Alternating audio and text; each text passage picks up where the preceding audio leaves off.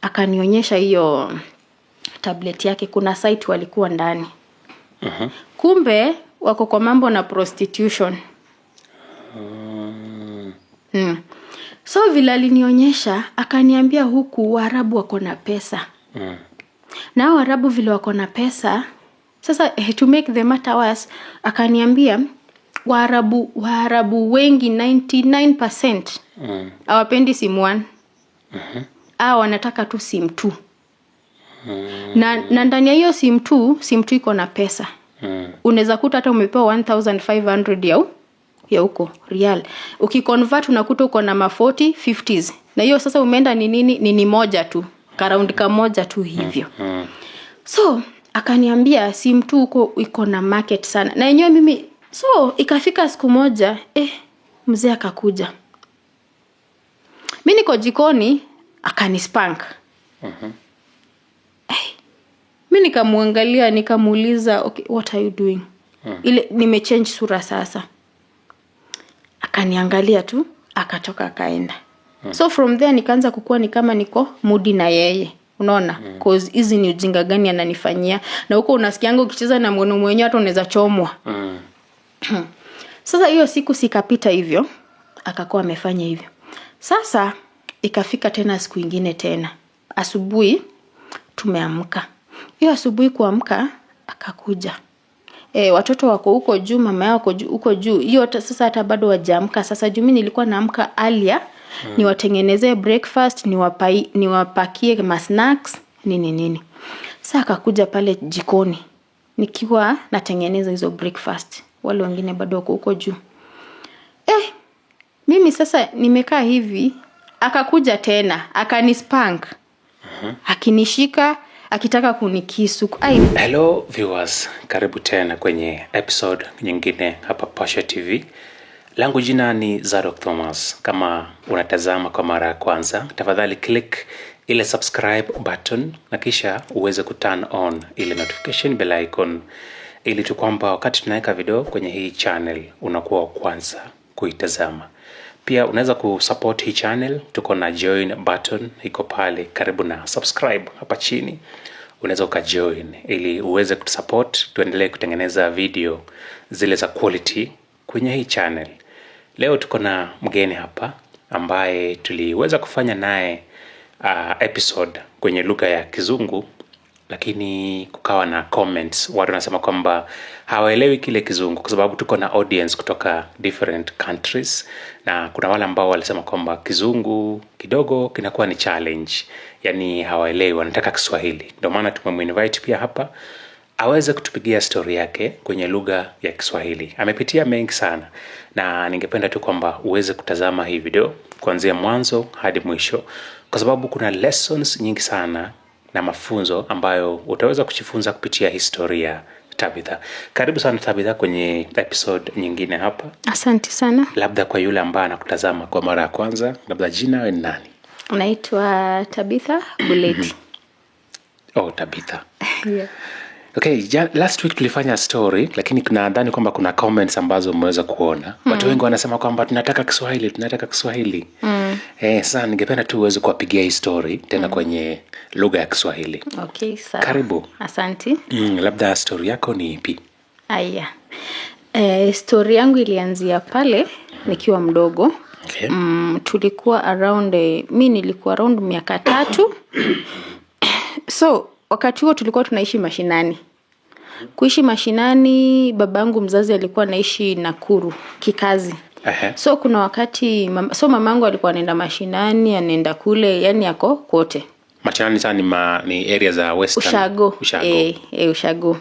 Okay. Sasa ikafika siku kuna mwenye aliambia mama yangu, wewe unakaa huko nyumbani na kuna mtu amekuja amewekwa wapi kwa hii nyumba yako. So hivyo ndo tulitoka kule Ushago, tukaenda hadi Nakuru. Okay. Kufika kule ndio mamangu akaenda akapata kuna mwanamke mwenye ako kwa nyumba kwa sababu hakuwa ameambiana ana travel.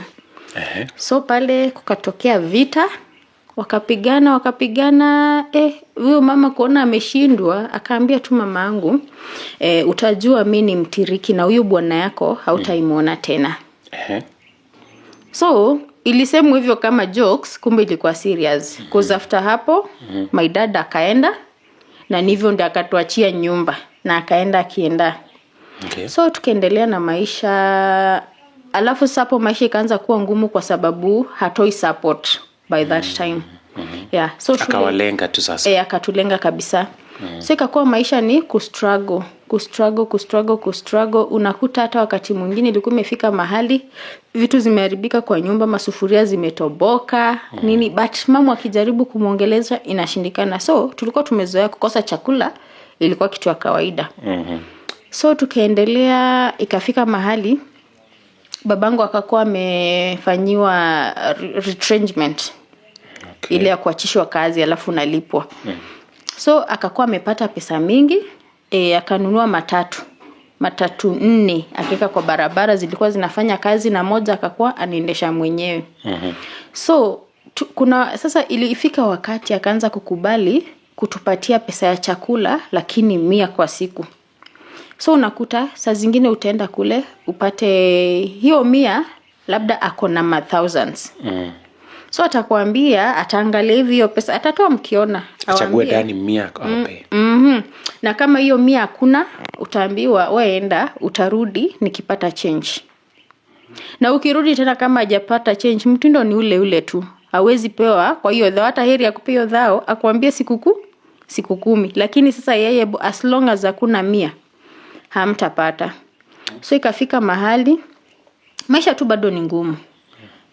Huyo mama akafika mahali hadi akaanza kutukataza sasa kwenda kwake. Sijui vile alifanya but alistopisha. Ikakuwa sasa hatuwezi enda huko anymore. Sasa hata ile 100 tulikuwa tunapewa sasa saizi hakuna.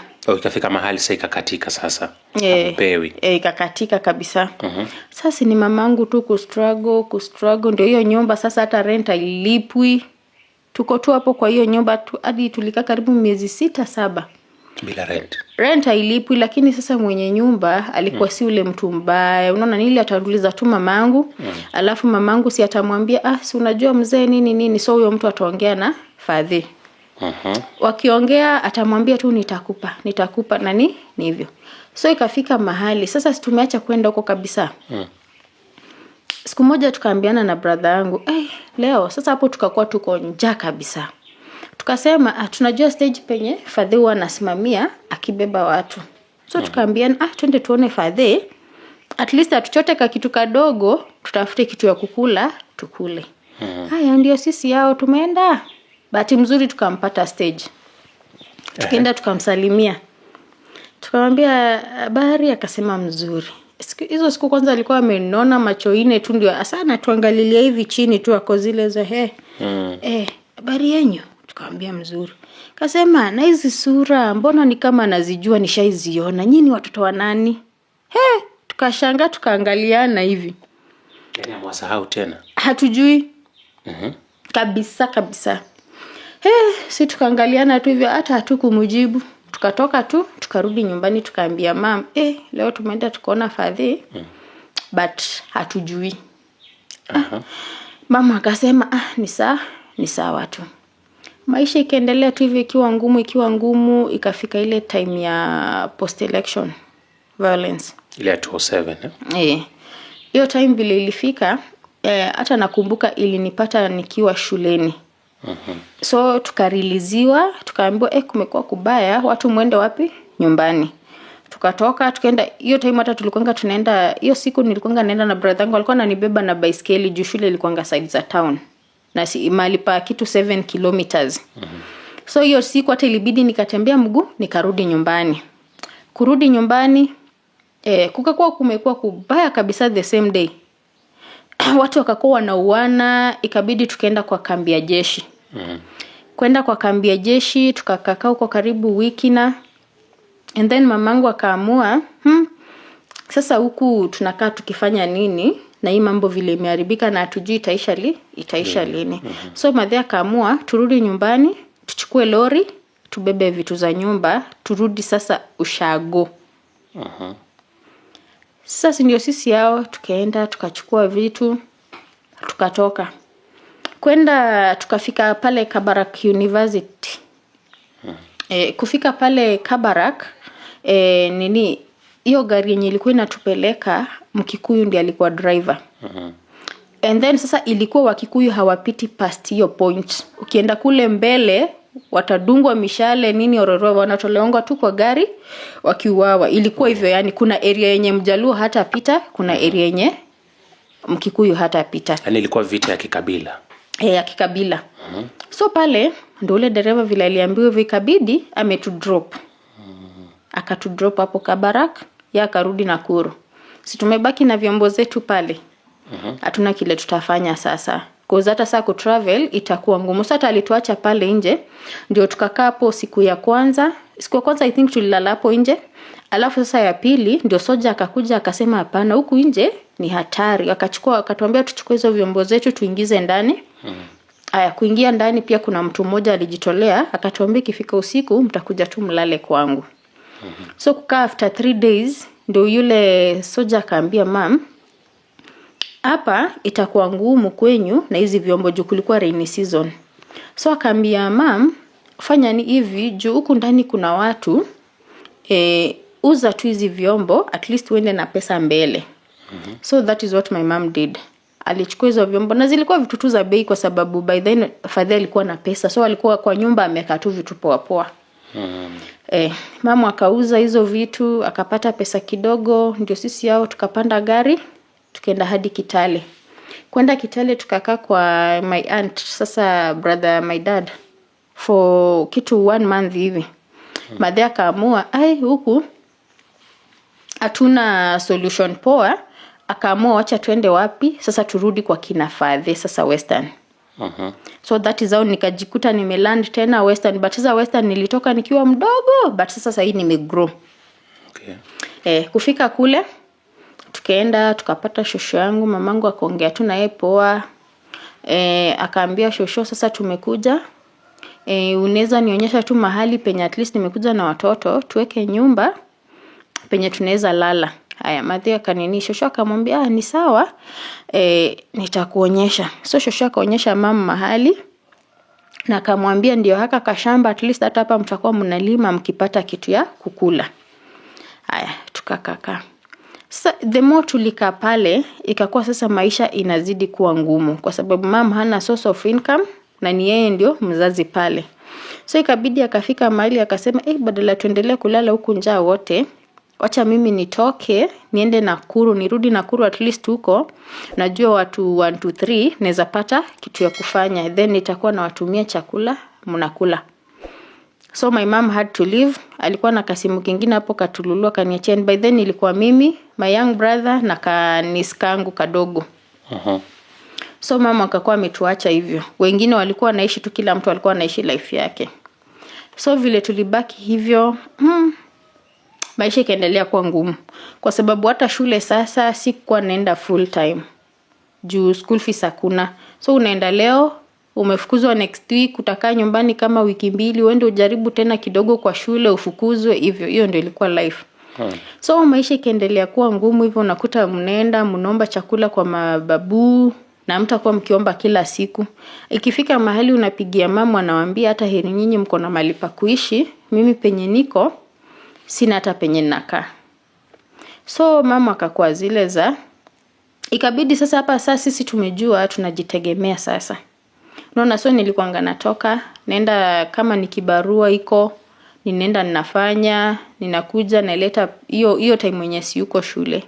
Ninaleta na nalisha wale wadogo wangu hivyo, wakati wenye tunakosa inakuwa ni hivyo. So in the process nikiwa huko ndo nikakuja nikakutana na huyo mwanaume sasa. Nilikuwa nimekaa mahali kwa kisiagi, akakuja. Kulikuwa kunanyesha. Kukuja tukaongea nini tukajuana, akaniomba namba nikampatia. And then after hapo vile alitoka tukaongea tu kidogo, akakuwa anarudi Nairobi, akarudi Nairobi. Akaniambia siku yenye utakuja kumaliza shule tutakuja tu kuona vile tutajipanga. Sasa si vile alitoka hivyo. Na sasa vile alitoka communication ilikujanga kapotea kwa sababu nilipoteza simu yangu. So ikaendelea hivyo, nikamaliza hiyo 4th form 2 kimuujiza tu. Ndio mimi huyo sasa tumetoka mimi na brother yangu kwa sababu huko nyumbani sasa ni ngumu maisha. Tukatoka tukaenda Nakuru kwa my older brother. Kufika kwa my older brother tukakaa kidogo, alafu mimi na my older brother hata before hatukuanga tunaelewana. Alikuwa anapenda kunichapa tangu tu niwe mdogo mpaka nikigrow. Hatukuwa tunaelewana kabisa.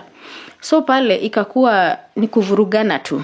So ikafika siku amekuja, sijui ameambiwa nini na watu huko nje, badala ya kuja niulize kwanza, yeye amekuja na vita. So mimi nikasema hapana. So hiyo siku nilikasirika tu. Ikakuwa sasa tumeanza vita sasa. Tukakuwa na vita mbaya kabisa kwa hiyo nyumba, alafu akanini. Mimi kafika mahali nikasema hapa sasa siwezi kaa kwa sababu hii imekuwa ngumu. Nikatoka asubuhi yake mapema, nikaenda kwa my cousin. Kufika kwa my cousin akaniambia ako na sister yake, another sister mwenye anaishi Nairobi na anaweza nitafutia job. Mimi nikamwambia haya ni sawa tu naweza enda. Nikaenda. Nikafika Nairobi. Huyo sister yake nikakaa naye kidogo, akanituma kazi nyingine hapo ya nyumba. Hiyo kazi si kukaa sana. Nikarudi. Kurudi juu huyo madamu hakukuwa mzuri. So kurudi kukaa na yeye, nikakaa kidogo, nikakuja nikapewa namba ya my aunt, a brother to my dad. Ameoleka na brother babangu. So kuongea na yeye akaniambia, unaweza kuja huku kwangu, mimi naishi Kangemi. Ndio mimi huyo nikatoka sasa kule kwa ule sister yule, nikaenda kwa huyo aunti yangu. Haya, kwenda kukaa na huyo aunti yangu kidogo, tukakaa, akasikia kuna mwenye anataka mtu wa kazi. Hapo karibu tu hapo Kangemi tu bado. Akaniambia si unaweza enda ujishikilia hapa at least uko na make pesa. Mimi nikasema ni sawa, nikaenda. So kwenda wakati ile harakati yenye niko hapo ninajishikilia, kuna wakati nilikuwa nimetumwa duka. So mimi nimeenda hivi duka. Kumbuka tumepoteleana for a long time. So ile yenye unaenda duka ile tukakutana coincidentally. Na wewe Charlie. Kasa uko huku nini tukakatch up. Kukatch up tukakuja tukameet tukaongea, akakuja akaniambia ile tu mambo tu ya watu tu atasema, akaniambia mimi by the way nilikupenda from ile time nini na naweza penda tujenge family pamoja. Unaona? Kwanza naweza penda sana kupata mtoidem na wewe. Mimi reason being zile mashida zenye nimekuwa nikipitia and by that time sasa unajua hauna mahali penye hata unaweza sema unaita home. So nikasema hapa ni kama Mungu amenionekania. So I just gave in. Tukaenda tukakaka hata siku take long. Within that month nika get pregnant. So after to get pregnant tukakaka hivi kidogo akapotea. Yani ni kitu ili happen very fast. Kazi yake kaisha. So ikabidi yeye amerudi penye alikuwa amerent hao, atoke arudi kwa aunti yake vitu zake kwa aunti yake kwanza akitafuta job nyingine. Kuniambia hivyo akaniambia sasa, akaniuliza bedho unaweza enda ukijishikilia wapi? Mimi nikamwambia niko na huyo brother yangu but atuelewanangi, but niza jaribu nifanye nikikakaa kwake cause bola iko inaonekana poa. Nikatoka akanipea fare nikaenda kwa brother yangu. Kwenda kwa brother yangu fighting as always, hatukuwa tunaelewana. Nikatoka nikaenda kwa my cousin sasa side za western. Kufika kwa my cousin pia huko tena ikakuwa ngumu. Unaona watu, unajua ni ile yenye mtu akikuja kukaa kwako na hakuna kitu yenye anawasaidia, unaona ikaanza kukua wana act fishy nini. So after hapo nikasema, and by that time sikukuwa nimenini simu, nilikuwa tu na ka sim card, sikukuwa na simu. So nikasema wacha nitoke niende huku kwao, niongee na nani na wazazi wake, niwaambie wanitafutie wamuongeleshe kwa sababu by that time your sim card haikuwa na namba yake ndani. So nikatoka nikaenda, juu simu ilipotea. So vile ilipotea ikakuwa nimerenew line lakini sasa haina namba. So communication ikakuwa hivi hakuna. So vile nilitoka nikaenda hadi kule, nilienda nikapata mamake hapo nje anafagia. Nikaongea na yeye. Akanisalimia tu, akaniambia habari msichana. Nikamwambia mzuri. Akaniambia karibu. Nikaikaribia. Tukaanza kuongea, nikamuuliza nini kijana yako ashaikwambia anything kuhusu msichana yeyote? Akaniambia kwa saizi kijana wangu hajaniambia chochote. So akaniambia but ninaweza nikampigia. Nikamwambia ni sawa, mpigie uconfirm. Ali make the call. Kijana wakaongea tu vizuri. Kijana akamwambia ni ukweli, hakukana. Akamwambia tu hiyo ni ukweli, lakini sasa nilikuwa nangoja the right time ndio nikuambie. Sasa si ndio vile walimalizana hivyo kwa call. Mamake akakuja akaniambia msichana wangu, sasa juu hapa mimi sina msichana, wacha tutukae hapa na wewe. Sasa mimi naona ni kama ni Mungu amenionekania, kwa sababu nilikuwa najiuliza na hii ball ni wapi nitaikubalika. So mimi nikaona nimefurahi, kwa sababu at least sasa hizi sitatembea huko nje ni watu wakisema msichana ako na mimba, hana mahali, hana mtu wa kukaa, unaona. So mimi nikakuwa ni kama hapo nimefurahia, kumbe nafurahia kitu yenye nakuja kunilamba. So tukakaa hivyo. At first tulikuwa tu tunakaa poa. So akafika mahali akaenda kwa dadake.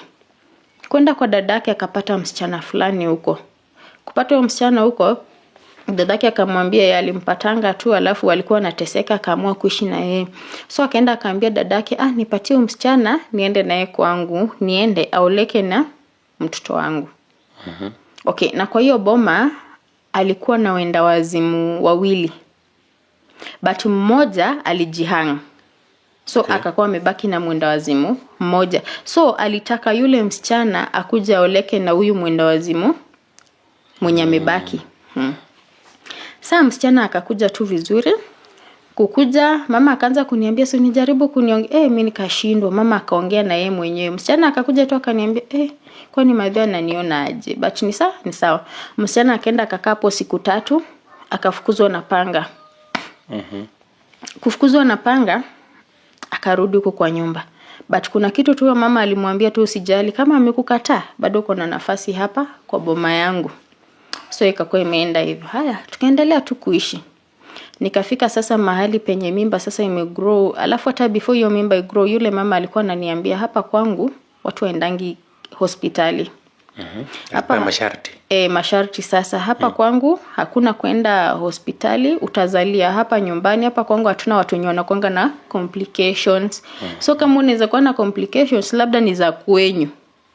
But hapa kwangu watu uzaa tu vizuri na mimi sipelekangi watu hospitali. Another thing akaniambia hapa kwangu tena nikikupata ukiongea na majirani hapo ndio tutakosana. Mimi napenda nini? Privacy. Mimi nikasema tu ni sawa. So vile tuliendelea kukaa hivyo, ikafika mahali there was a sister. Akakuja akaniuliza, hiyo siku alikuwa amekuja kutembea. Akakuja akaniuliza, nini wewe umekuja, nimesikia wewe uko hapa na mimba, uko na kijana fulani. Nikasema akaniuliza tu, msichana, hii boma utawezana nayo? Mungu tu akusaidie. So mimi sikuiwekea maanani. Niliona tu huyu ni kama anaongea tu zake. Nikanyamaza. So unakuta hata saa zingine pia ukienda mtoni, unakuta kuna majirani tu huko. Mtu atakuja akuulize, msichana uko kwa hii boma utawezana? Lakini sasa hawakuambii, ni wanakuambia hivyo kwa nini? Utauliza tu hiyo swali na wanyamazie. So ikafika mahali mimba imefika hapo miezi 7-8 hapo. Nilikuwa nalala ndani ya room ya huyo mama juu nyumba yake ilikuwa kubwa, so nilikuwa nimepewa room moja. So kukakuwa na one night, vitu strange zikaanza kuhappen. Night 1 nikakuja nikapata mlango inafunguka na mimi nilikuwa nimefunga. Alafu sasa hakukuwa na stima. Tulikuwa tunatumia kale ka koroboi na kiberiti. And then by that time hata mimi sikuwa nalala na koroboi because before sikuwa alafu hata before nifike pale, ngoja nimeenda mbele sana. There was a day nilikuwa jikoni na huyo mama tukipika. Akakuja akaniuliza, msichana wangu nikuulize, unajua huko nje maboma uko mbaya. Ikiweza happen umeenda kwa boma na hiyo boma wako na nyoka na wakuletea hiyo nyoka, utafanya nini? Mimi nikamwambia hiyo nayo hiyo ni tricky, lakini kuna sister ya mama yangu, step sister, ashaifanywa hivyo kwa sababu yeye alikuwa amezaa huko watoi. Alafu sasa ikafika siku akaambiwa kuna mgeni anakuja. Na hiyo time mwenyewe mgeni alikuja, mgeni hakukuwa mgeni. Mgeni ilikuwa nyoka. Alafu sasa yeye vile alishtuka, vile aliona ile nyoka, akapiga nduru. Na vile alipiga nduru, hapo ndiye alichizi. Na vile alichizi akabaki hivyo akiwa wazimu until the last moment aligongwa na gari ajali akakufa. So my mom akakuwa ameniambia kitu kama hiyo ikiweza happen, juu watu huku nje wanakuanga tu, uwezi jua boma iko aje. So ukiweza enda ufike kwa boma ukute watu wako kama hao, in case umekuja umeambiwa kitu kama hiyo, wewe wacha tu afanye kile wanafanya, but usijaribu kupiga nduru, kwa sababu ukipiga nduru hapo ndio kichwa yako inaweza enda, na ikienda imeenda kabisa. So nikaambiwa mali kama hapo unafanya tu hivi, kesho yake unapack mizigo zako zote, unatorokea mtoni ukienda kabisa. So yule mama alikuwa zile za ni sawa, alikufunza tu vizuri. Aya, akanyamaza. So unaona, so vile nilimjibu hivyo, I think sasa akaona huyu msichana kuna vile ni mjanja, unaona? So I think hapo ndio maana hiyo vitu yake hakuwa inionyesha until sasa hiyo time mwenye nimefika miezi 7-8. Nikilala tu kwa room nakuta nimeka kamsumari, mimi ninalala, nikiamka nakuta mlango ilifunguka. Mimi nashindwa, si mlango niliweka msumari ilifunguka aje?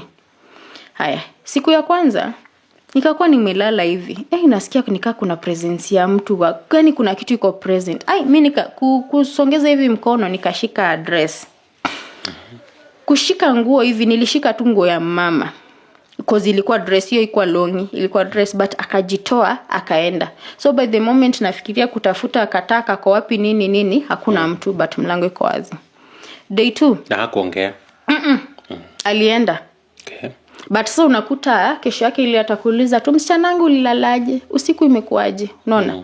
But mimi kuna kitu ilikuwa inanieka siongei, sisemi kitu, unaona? Yani nilikuwa nataka niongee, but kuna kitu tu yani inaniambia nyamaza. Haya, day 2 the same ika happen. Ikakaa tena mlango ikafunguka. Haya, mimi nimelala hivi nikasikia kitu kwa miguu yangu inapanda kwa miguu. Mimi nikagonga teke.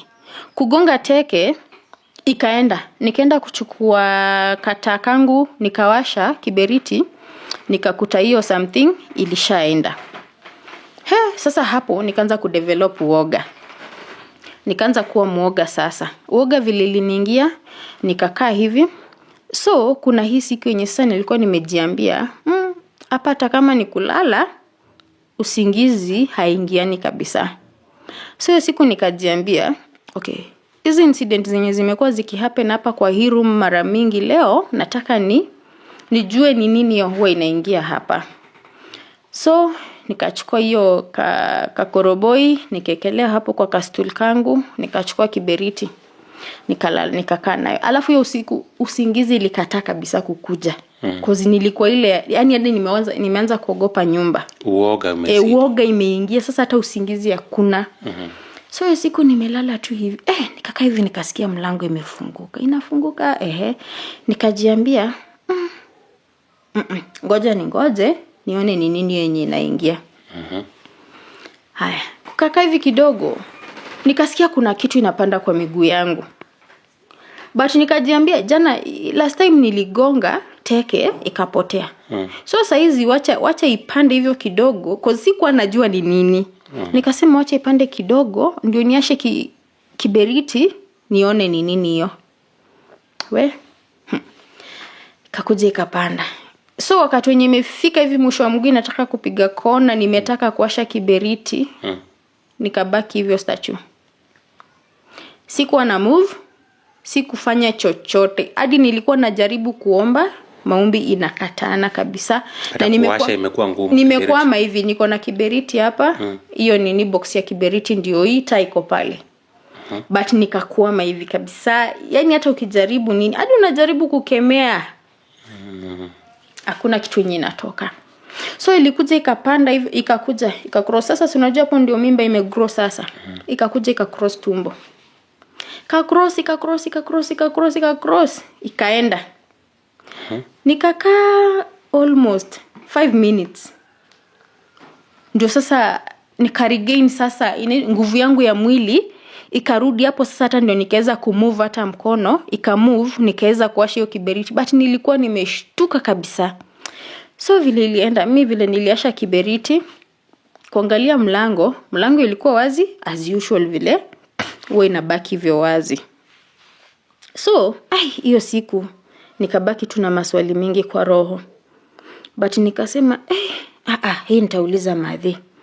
Kufika asubuhi najisikia nimuulize, then kuna kitu inanistop. Alafu yeye mwenyewe alikuwa anapenda kuniuliza hizo masiku, umelalaje, usiku imekuwa aje, unaona. But mimi kuna kitu inani hold to back, ile usimwambie. Kwa sababu hata afterwards vile nilikuja sasa nikiambia watu hiyo maneno, watu walikuwa wananiambia ni Mungu alikuwa ananisaidia, cause ningemwambia angeona kama ninaweza nikamwambia na maanisha kuna mtu mwingine naweza nikaambia na nitakuwa nimetambua vitu zake. So ingeenda up mbaya kwangu. So ni kama Mungu tu ndiye alikuwa ananistop nisimwambie. Haya, hiyo ikapita. Ikafika mahali sasa naelekea kujifungua. Na ukumbuke all that time, jamaa hajai kuja nyumbani. Hata akitaka kukuja mamake anamzuia. Mamake anamwambia tu, wewe kaa tu huko. Akishajifungua ndio utakuja. So hata mamake ndiye alikuwa anamtumianga do huko kwenye yako. Na so unajua mimi sina communication na boy cause sina simu. So ulikuwa unakuta mara mingi utakuta saa maybe mama akikaa muda mrefu ndio jamaa insisitize ndio nitapewa simu tutaongea. But mara mingi ulikuwa unasikia tu sina credit. Si unakosa, kuna kitu unakosa hapa? Hapana. Wewe tulia. Haya, tukaenda ikafika wakati wenye sasa ninataka kujifungua. Nakaribia kujifungua. My mama alikuwa na mama fulani hapo. Mama ni muombaji. Juu mamangu hupenda maombi sana.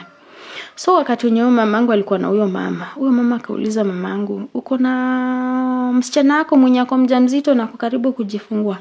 Because nilikuwa nishaambia mamangu. Akamwambia kuna msichana ako huko kwao, huko kwa kina mzee wake na ako karibu kujifungua. Huyo mama akamwambia hapana, naona mauti. Huyo msichana anaenda kukufa na mama alikuwa prophetess. Prophetess. Na atakufa akijifungua. Kuna kitu mbaya sana anafanyiwa. So akaambia mam, wewe fanya hivi, nataka tujue vile tunaweza fikia msichana wako. Mama akamwambia hata tuko na boma huko karibu na huko. So tuende tu tupange tuende huko, alafu nitaitana akuje kule. So my mama akapiga huyo mama simu. Huyo mama alikuwa reluctant, hataki. Madhana namwambia mwache tu akuje, alafu atarudi leo tu. Unataka tu akuja ni salimie kidogo, alafu arudi. Huyo mama amekataa kabisa. Hapana, mimi nilikuwa nataka azae kwanza. Akishazaa nitamwacha akuje. So ikabidi mamangu amekuwa mkali. Sijui anajua ni nini ameambiwa. Akamwambia nimesema si msichana ni wangu. Wewe mwache akuje. So mama I think walikorofishana. So mama akakuja kwangu kama amekasirika, akaniambia mama yako anasema uende umtembelee na mimi sitaki. Mimi nilitaka uzae kwanza alafu nitakuruhusu uende, lakini vile amesisitiza ni sawa. Akanipatia pesa ya motorbike. Nikapanda motorbike nikaenda. Kufika kule ule mama akaniombea. Akaomba. After amemaliza kuomba, alafu juu alikuwa pia kama mkunga. Kushika hivi tumbo, mtoto alikuwa hajatani. So mama akaambia mamangu, si unaona hii ndio nilikuwa nakwambia ndio ningekumalizia msichana wako na mtoto wote ungeitiwa wote. So kitu yenye alifanya, alinitania mtoto na mkono. Alimgeuza akaniambia itakuwa tu utafeel uncomfortable but ninakusaidia. So akatani mtoto, akamgeuza vizuri, alafu akaniambia tu msichana wangu, tembea na Mungu. Mungu atakusaidia, utajifungua vizuri. And funny enough, the same day yenye nimetoka huko, ndio the same day nikaanza kuumwa. Nilitoka huko around 6. By 8 nimeanza kuwa na labor pains. akaniona, akanotice. Kunotice akakuja. Akaita mama mwingine hapo mkunga. Akakuja. So nikakuwa hivyo na labor pain nini, ikafika saa 8 ya usiku. Hapo sasa ndio nikataka kujifungua. Pia huyo mama akakuja akakaa hapo nikijifungua. So kujifungua, Mungu akanisaidia nikajifungua vizuri. So ule mama akageuza sura. Hakukuwa na ile furaha. Unaona ile furaha yenye mtu sasa amepata mjukuu, huyo ni mjukuu wangu. Aligeuza tu sura from nowhere. Akakuwa tu amekasirika kabisa. Hadi ule mkunga akamwambia, amefanya kazi ngumu, si umpatengenezea hata kama ni chai imsaidie. Huyo mother-in-law akamjibu tu akamwambia, kwani ni watu wangapi dunia wamezaa, kwani yeye ndio wa kwanza? Hivyo tu ndiye alijibu. Hakufurahia kabisa. Hadi ule mkunga akakuwa zile za okay. But akanyamazia tu. Haya, ikafika saa ya placenta kutoka. Akachukua hiyo placenta. Akasema, huku nje watu ni wabaya. Na mimi ndio najua vile naweza weka hii placenta isishikwe na watu wabaya, ndio ilikuwa language yake mara mingi. Isifikie watu wabaya. Okay, mimi nikamwambia, sasa unajua mimi sijui maneno. Mimi hata siku concentrate nayo. Akachukua hiyo placenta, wakati nilisafishwa zile nguo zenye nilikuwa nimetumia, akachukua pia hiyo. Hata kulikuwa na kakushon fulani, yani alizibebe hivyo pamoja. Na hata ile nguo yenye nilijifungulia, from that day mimi sikuiona, kwa sababu si unakutanga siwa zinafuliwa zinaanikwa. But mimi sikuona hiyo nguo after that day. Hata hiyo placenta penye alipeleka mimi sikujua. Haya, kesho yake ikafika, akakuja akachukua mtoto. Akakuwa amepika uji nzito. Akachukua tu kijiko moja hivi. Akaenda akanywesha mtoto. Sasa unajua mimi sielewi hizo vitu. Mimi niko tu. Mtu amezaliwa tu hivi anamlisha uji. Sasa si nimezaa saa 8 usiku, saa kesho yake. Amemchukua around hapo saa 4 hapo. Ameenda amekaa naye pale chini ya mti. Amechukua kale kauji kake kakijiko hivi. Anampatia tu kadogo mpaka akamaliza. Kumaliza kumpatia hiyo uji, akachukua after alimaliza kumpea uji, okay, pale sikukuwa na nguo ya kuvalisha mtoto. So nilichukua leso moja yenye nilikuanga nayo nikairarua mara 4. Hiyo ndo nilikuwa naitumia kama napkin. Nikiwekea mtoto. Tukakaa, so hata nilikuwa na hakununulia mtoto, tulikaa wiki 2. Kama mtoto hana manguo, nilikuwa namfunika tu vitu zenye naweza mfunika. Haya, ndani hizo wiki 2 akachukua mtoto akamnyoa siku 3 tofauti. Leo atanyoa hapa kidogo aenda atulie, kesho hapa kidogo atulie, hiyo siku ya 3 nyuma atulie. Bado mimi siradi, mimi sijui, mimi naona tu it's normal. Mimi sijai ananyoa na wembe. So unajua mimi sijaipata mtoto, so sijui mother-in-law anafanya nini na mtoto, unaona. So mimi niko tu sawa tu, niko comfortable tu. Haya, hiyo kapita vile alinyoa hivyo mtoto mara 3. Sasa ikafika mahali and then hapo nilianza kwenda maji mapema. Cause hiyo day 1 ule msichana mwenye nilikuwa nimekuambia alikuwa huko. Ilikuwa akienda mtoni alete maji, maybe unataka kufulia nguo ya mtoto. Anakasirika, anakachi. Mimi nikasema mimi sitaki maneno na watu. So hapo ndo nilianza kwenda mtoni. Na alafu unakuta hiyo mtoni ukienda ni kama competition. Kibeba mitungi 5 anataka pia ubebe hizo 5. Wewe ni mgonjwa. Mkuu mmejaza mitungi 10 kwa nyumba. So ukifulia ile yako moja, pia umeleta hizo 4 zikae hapo kwa nyumba.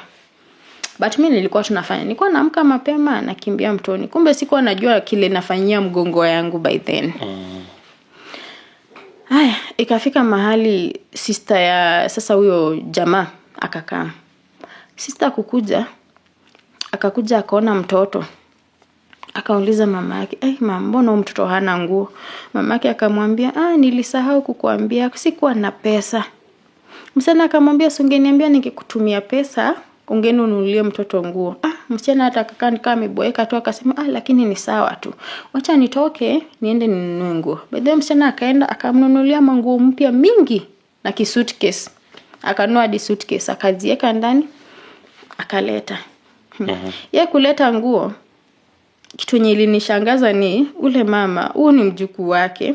Unajua akasema ile ai mbona umeleta hizi manguo zote?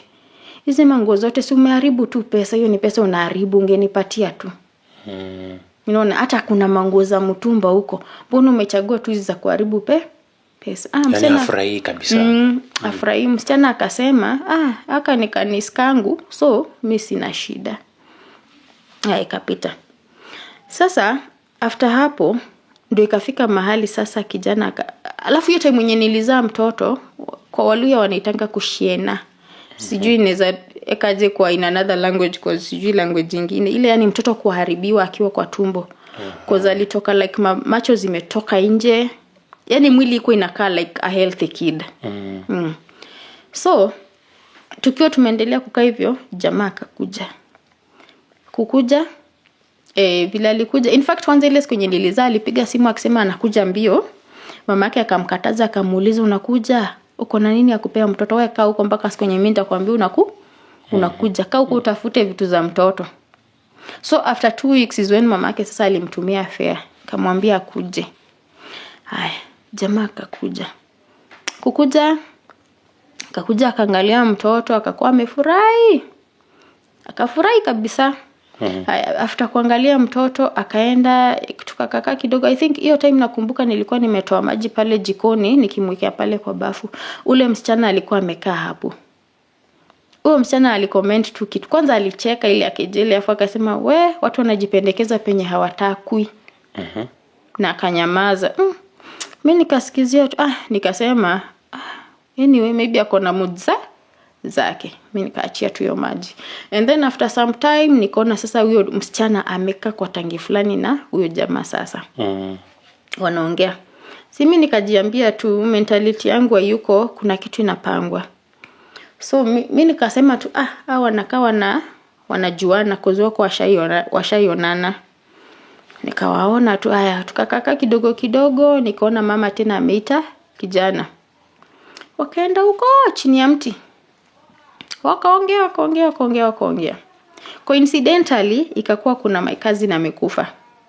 Saidi ya kina mom.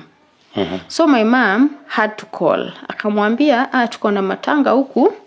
Wacha Tabia fanye nini? Akuja attend matanga hata tukiona nini? Mtoto.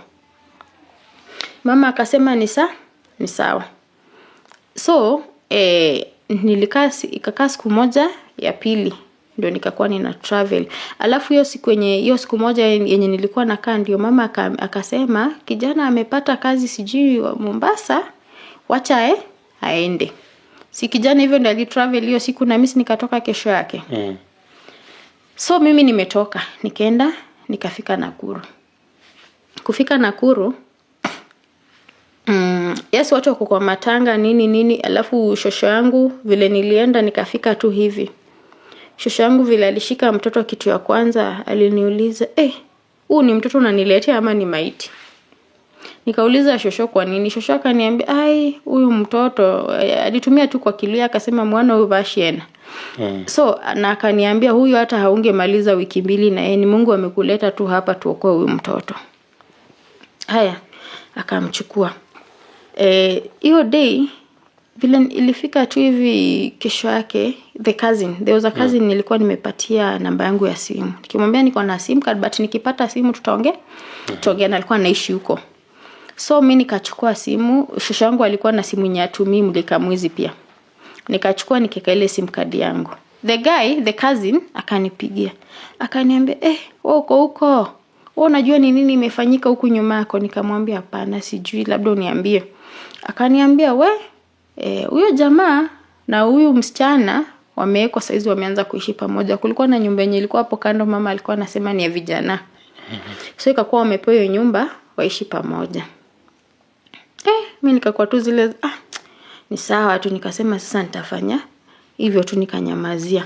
But ulikuwa unakuta mama atanipigia anajifanya tu mko poa nini nitatafuta fare nikutumie urudi. But mimi nishajua kile kinaendelea.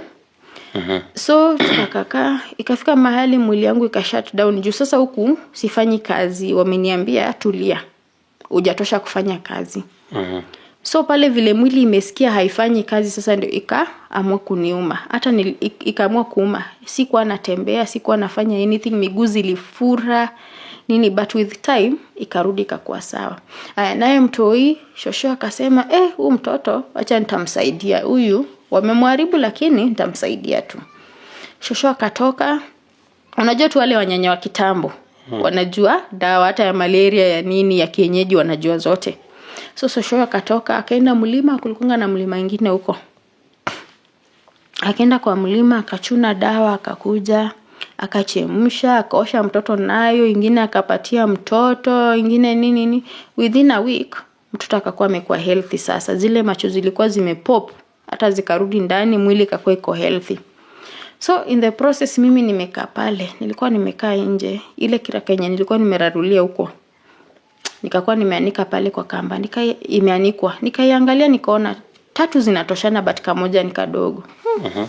Nikashindwa mbona hii moja ni ndogo. Hata nikaambiwa kina mama, mama ona hizi viraka vile ziko. Nikaambiwa wewe pigia huyo mama umuulize. Kupiga akaniambia, nikamuuliza tu nimeanika hapa viraka na kuna moja naona ni ndogo kuliko zingine. Akanijibu tu akaniambia, hiyo kiraka ni mimi nilirarua. Na nilirarua kwa sababu ilikuwa imeraruka, nikaona nirarue nimalizie isiangukie kwa mikono mbaya. Watu ni wabaya huku nje. Hiyo ndio ilikuwa language yake always. So vile aliniambia watu ni wabaya huku nje, mimi nilishangaa tu, but nikaachilia tu. So vile mazishi iliisha, tukakaa. Kuna kazini yangu akaniambia, kuja twende na wewe kwangu. Alikuwa anakaa Eldoret na alikuwa na watoi 2. So akaniambia it's easier, wewe vile uko na haka kadogo na hawa wangu nakosawa kuachia, twende utakuwa unabaki na watoto wote, mimi nenda na haso natafuta ninaleta tunakula. Hivyo ndo nikajipata nimefika Eldoret. Kufika Eldoret haiku take long. Nikaanza kukaa ni kama vitu zinatoka kama to boils kidogo tu kwa mwili. Hiyo ilikuwa day 1. Unajikuna tu hivi unakuta kakitu kametoka. Unajikuna kakitu kametoka. Mimi nikaona ni kama ni boils tu. Day 2 zikalipuka sasa. Mwili yote vidonda tu zikakuwa zimejaa kila mahali. Mimi nikashindwa, hii ni nini mbaya? Haya. Na nikakonda from nowhere. Nikakuja tu nikakaa kama ule mtu mwenye wa ukimwi kabisa, ile time mwenye dawa haikukua. Macho tu ndo zikakuwa zimepop nje. Sasa maisha ikaanza kukua ngumu hapo. Cause ninakaa hivi, niko na mtoto anafaa nyonye. Vidonda zimejaa kwa mwili na saa hiyo time hiyo vidonda ilikuwa hata kama vile nimekaa hivi juu ziko kila mahali. Vile nimekaa hivi chini zitakwama kwa mwili. By the moment nasimama itabidi nianze kutoa nguo pole pole cause imekatalia mwili. Alafu ilikuwa chungu. Uchungu. Alafu ilikuwa inanuka. Ilikuwa na harufu, hata ungeingia kwa ile nyumba ilikuwa tu na harufu nyingine fani.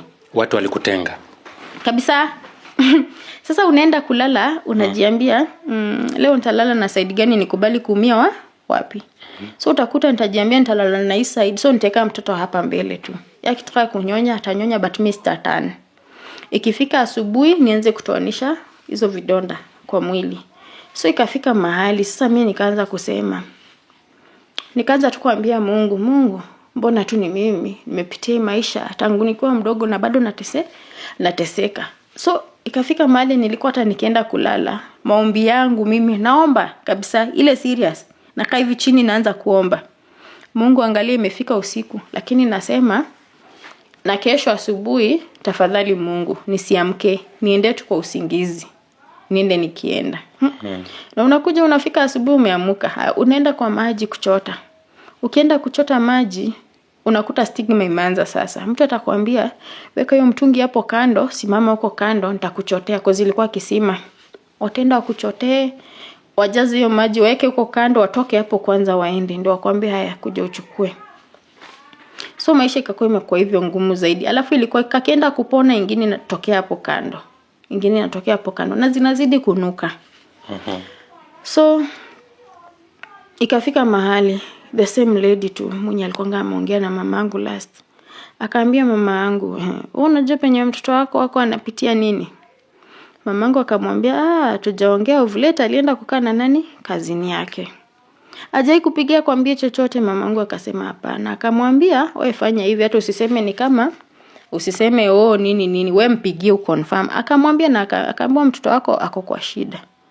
Akaambiwa mpigie uconfirm. Mamangu akanipigia. Kunipigia nilikuwa tunalia tu nikimwambia ai mami, hata mimi nimechoka na maisha imekuwa ngumu, imenikataa. Akaniuliza nini mbaya? Mimi nikamwambia vidonda zimejaa kwa mwili na mimi sijui zilikujaje. Zilianza tu polepole zikajaa. So ndiye akaambiwa si nimekuambia. Ndio mama akaambiwa wewe arrange, tafuta vile atapata fare akuje huku. Mamangu ndio huyo akahaso akapata fare akanitumia.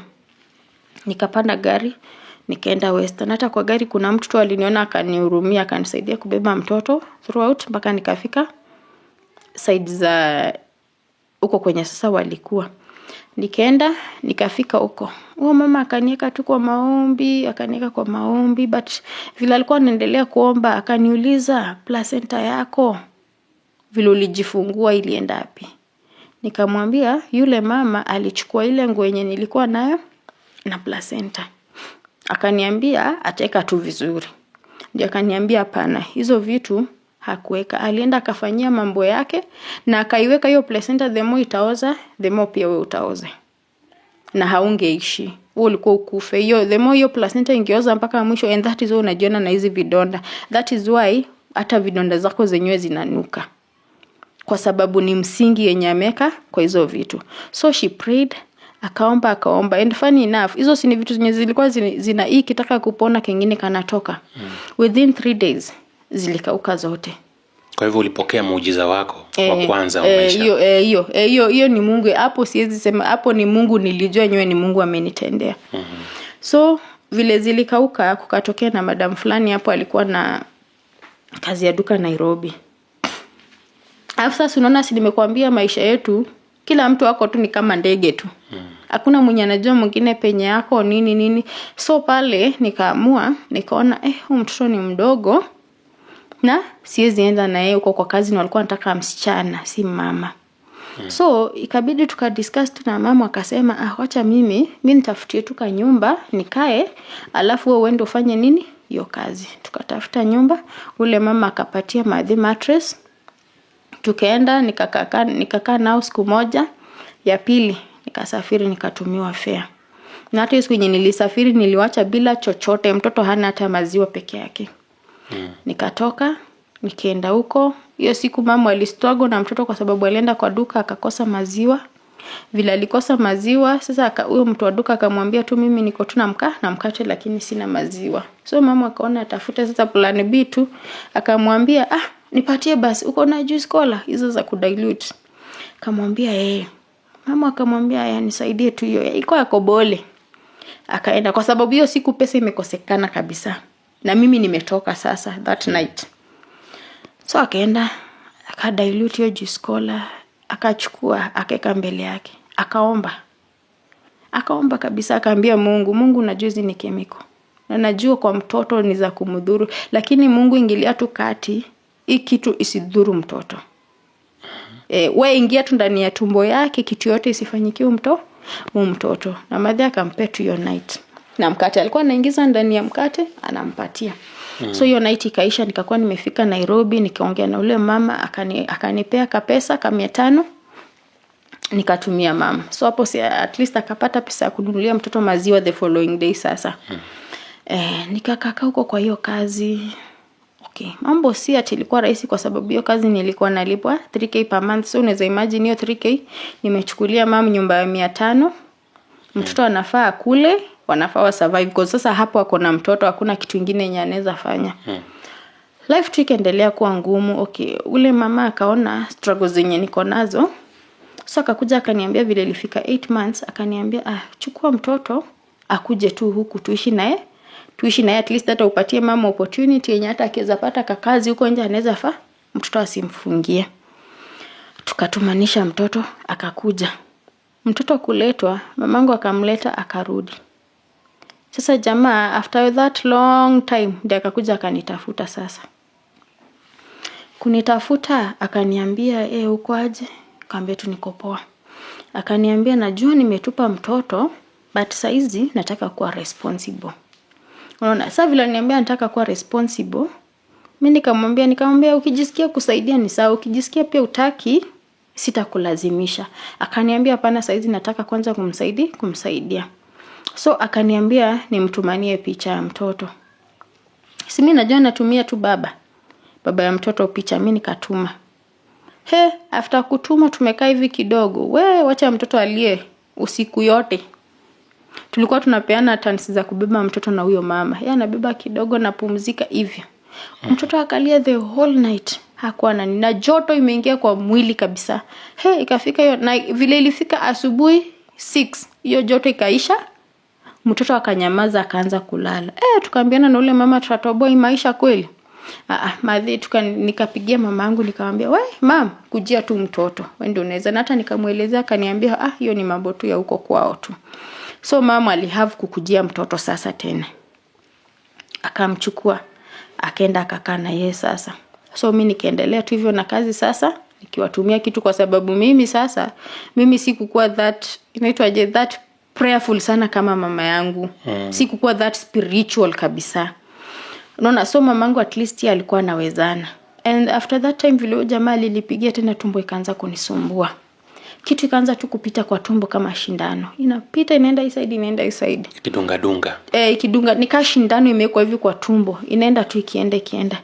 So nikakuja nikaongea na my mom, but nilifanywa maombi, hiyo kitu ikapotea. Tukaendelea tu kusurvive. Sasa vile tuliendelea hivyo kusurvive, ikafika mahali tukakaa, nikaona maisha haiendi. Unaona, haiendi kabisa. Sasa ikafika mahali shosho yangu akakuwa ameuza shamba. Shosho yangu kuuza shamba, mamangu akakuwa amesikia kuna aunti yangu fulani tizo side za kwa kina babangu walikuwa wanapeleka mtu kwa agent, alafu agent anakusafirisha nje. So mamangu akaenda akaongea na huyo aunti yangu akamwambia, ukitupatia tu 40k msichana wako ataenda. Sasa mamangu ameona shosho yangu ameuza kashamba. Kuna shamba fulani aliuza akitaka kujenga, juu alikuwa na shamba kubwa kabisa. So alikuwa ameuza ajenge ingine nyumba sasa. So vile aliuza hivyo mamangu akaenda akaongea na shosho yangu. Shosho yangu akakubali. Akamwambia but hiyo pesa irudi. Kwa sababu si unaona ni ya shamba na nilikuwa na project yake. Mama akasema penye anaenda kupata pesa atarudisha. So that is how my grandma akapeana hiyo 40k. Wakaenda wakanifanyia process. Ikapita. Ikafika sasa siku ya kusafiri. Ndio mimi huyo. Hiyo ya kwanza ilikuwa Saudia. Nikaenda. Cause hata before nitoke hapa Kenya, in fact yule agent alikuwa zile za si kazi ya nyumba. Unaenda kufanya cleaning. So unaona wameitisha pesa na ilikuwa Saudia ni free. So si yeye ni ile ameitisha hiyo pesa akisema ni kama kununua ile ya cleaning. So mimi nimefika Saudia. Nikakaa pale airport siku 2. Ndio siku 2. Ndio nikakuja nikachukuliwa sasa. Na my employer. Haya, kufika pale kwa nyumba. Unakaribishwa na kazi. Nilifika tu hivi, walinikujia kitu saa 4 ya usiku. Tukaenda. Kufika kwa nyumba, nikaonyeshwa sink. Vyombo zimejaa. Nikaosha hizo vyombo. Sasa hiyo naosha nikiangalia sana najiambia huku saa ya kulala ni saa ngapi? Lakini nikiendelea kujiuliza hivyo, bado naendelea tu kuosha najiambia maybe saa 6 nitaambiwa nilale. Na vyombo zenyewe haziishi. Ukienda tu kumaliza hivi, zingine zimeletwa na tray. Familia ni watu wangapi? Sikukuwa nimejua kwanza. Sasa wacha nianze kuambiwa. Hii nyumba tuko watu 17. Walikuwa watu 17, nyumba iko floors 3. Ya chini ground, first na second. So, unaenda hivi kwa hii room, unakutana na watu kama 4-5. Unatolewa sasa hiyo natembezwa kwa nyumba kuonyeshwa rooms vile ziko nini kazi. Nikaenda room ingine, watu ni 17. Inakaa kama shule. Ndio maana vyombo haziishi kwa sink. Sasa hiyo siku sasa nimetembezwa kwa room, nimeonyeshwa watu. Nikaenda. Vyombo tu ndo nilishinda kuosha usiku yote by the way. Yaani mgeni hawaruhusu akae aingie apumzike kidogo. Hiyo nyumba si kuruhusiwa. Wanasema you came to work. So nikakaa, imefika 4. Na ngoja niambiwe nilale, hakuna mtu aniambia nilale. Imefika 5 ndio nikakuja nikaambiwa hiyo 4:30 ndio niliambiwa haya tengeneza hapa chini uende ulale. Mimi ndio nimeenda kulala. Sasa nimelala 5. Unajua niliamshwa saa 1. 2 hours only. Huyo mama kwanza anakuja ananiambia khalas. Work. Time work. Sasa wajui kizungu poa. Time work. Nikakuja. Nikapewa vitu za kufanyia kazi, unamwaga maji, unasugua, tena urudi umwage ingine nini. So by the moment tunamalizana na nyumba yote, umerudi sink imejaa tena. Sasa life ikakuwa ngumu. Nikakaa huko day 1, day 2, day 3. Hiyo day 2 kwanza ndio nikaenda nikaambia huyo mama nataka kuongea na ofisi ya huko sasa.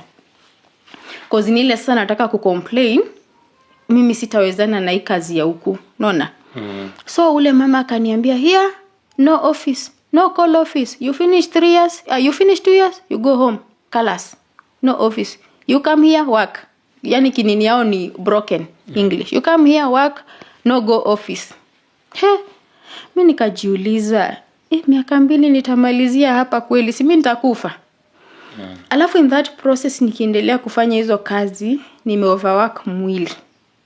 Mikono zikaanza kufura, miguu zikafura, ulikuwa unaona veins kila mahali. So hiyo day 3, mimi nikasema mimi sifanyi kazi. Nikagoma. Kugoma, vile niligoma kazi, wakakuja wakaniambia you must work nini. Mimi kabidi sasa nikacheza tu kikenya sasa. Mimi sasa nikajifanya sasa hata ni kama nimechizi sasa. Nikaanza kujifanya hata saa kupumua imekuwa ngumu nini.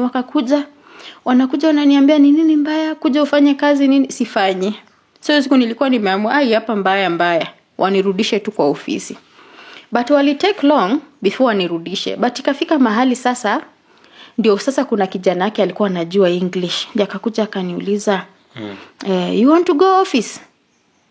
Nikamwambia hata sikuongea juu nilijua nikiongea watajua niko sawa, nikanyamaza. Ndio katika ile harakati yao ya kuogopa wakapiga sasa ofisi. Kupiga ofisi wakaambiwa nipewe simu niongee. So pale after nimepewa simu sasa ndio niliongea, but hao wenyewe sikuwa nawaongelesha.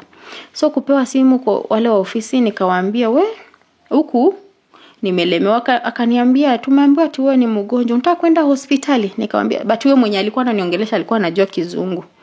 Nikamwambia no, I want to come in the office. Wakaniambia kwa hivyo utaki kwenda hospitali au ukuje ofisi ndio tuongee sasa tujue ni nini? Nikamwambia haya. Wakakuja wakaniambia kutoka enda tunakupeleka wapi? Kwa ofisi. So yule madamu akatuma kijana yake akaenda akanidrop kwa ofisi, akarudi nyumbani. Kunidrop kwa ofisi yenye hata ule jamaa alikuwa Egyptian.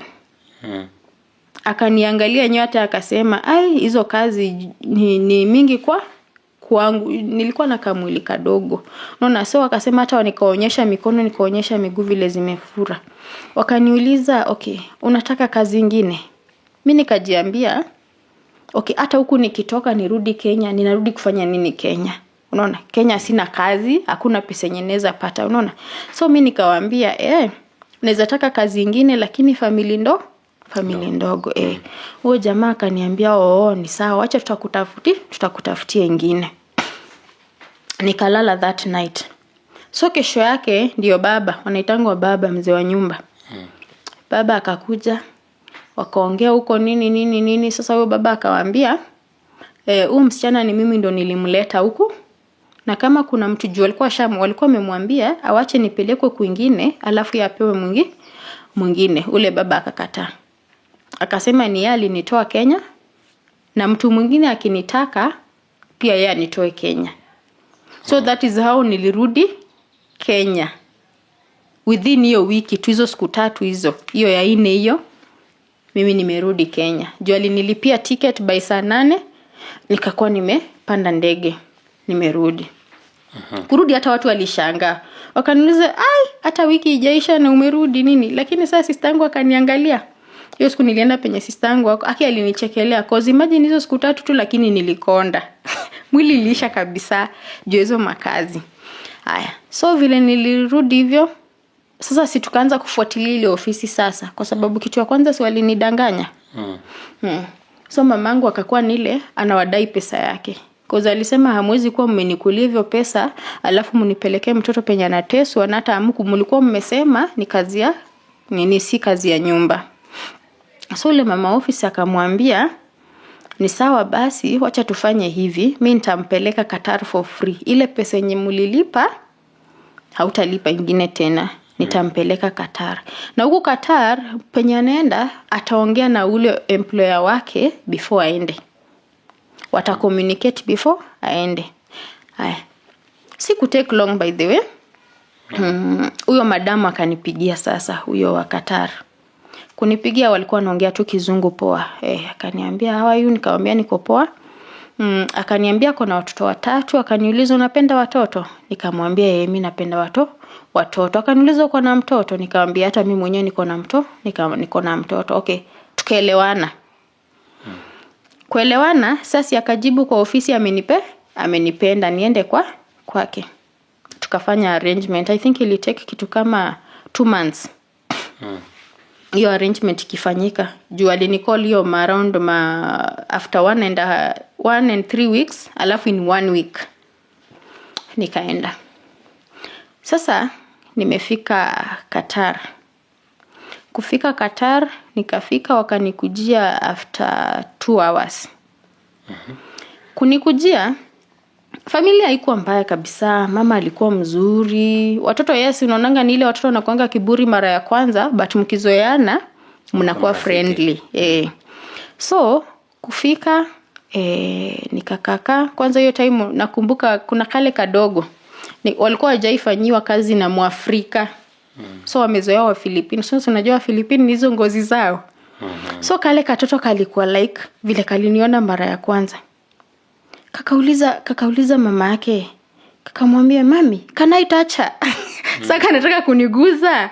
Kaone huyu ni binadamu kama sisi ama ni nini. Kakakuja kakaniguza. Kakasema, "Wow, the color." Hivyo. Kaambia mamake the color, ndio mamake akamuexplainia, sisi wote ni wanadamu. Difference yetu ni nini? Color, kwa sababu wale walikuwa wa Lebanese, Makristianos. Hawakuwa wa Qatar, wako watu wa kuishi, walikuwa tu pale kikazi, walikuwa na kampuni huko. So maisha ikaendelea. At first sikuona ubaya yote. Tukakaa kama wiki 2. Wakaenda, watu wao walikuwa wamefunga shule, long holiday. So ikakuwa tunaenda Lebanon na hao. Ndio sisi hao tukatoka tukaenda Lebanon. So Lebanon challenges yenye nilikuwa ninapata, but sikukuwa na mind, cause nilikuwa nasema mimi kitu nimenileta hapa ni pesa. Hizi zingine hizi kazi mimi nitafanya tu. Bora miaka yangu 2 ishe niende ni change maisha ya familia yangu. So pale Lebanon ikakuwa wako na nyumba yenye bado iko under construction. Wanaishi juu. Wamechukua room kama bedroom kama 3 na pale ka sitting, alafu sasa kuna kile main kitchen kikubwa chini. So nyumba yenyewe bado inajengwa. So pale kazi ikakuwa mingi kabisa, kwa sababu unaweza panguza hii room saizi, wakuwe maybe ukuta walijenga juzi haijawafurahisha, watabomoa. Na ikishabomolewa ni wewe utaita ukuje uclean. So unaona, so kazi zikakuwa tu ziko mingi, but bado mimi sikuwa na mind. Nilikuwa tunasema mimi bora nipate pesa, bora niko na amani, that's all. Haya, tukaendelea kuishi. Sasa vile tuliendelea kukaa, huyo mzee akaanza kubehavingi fishy.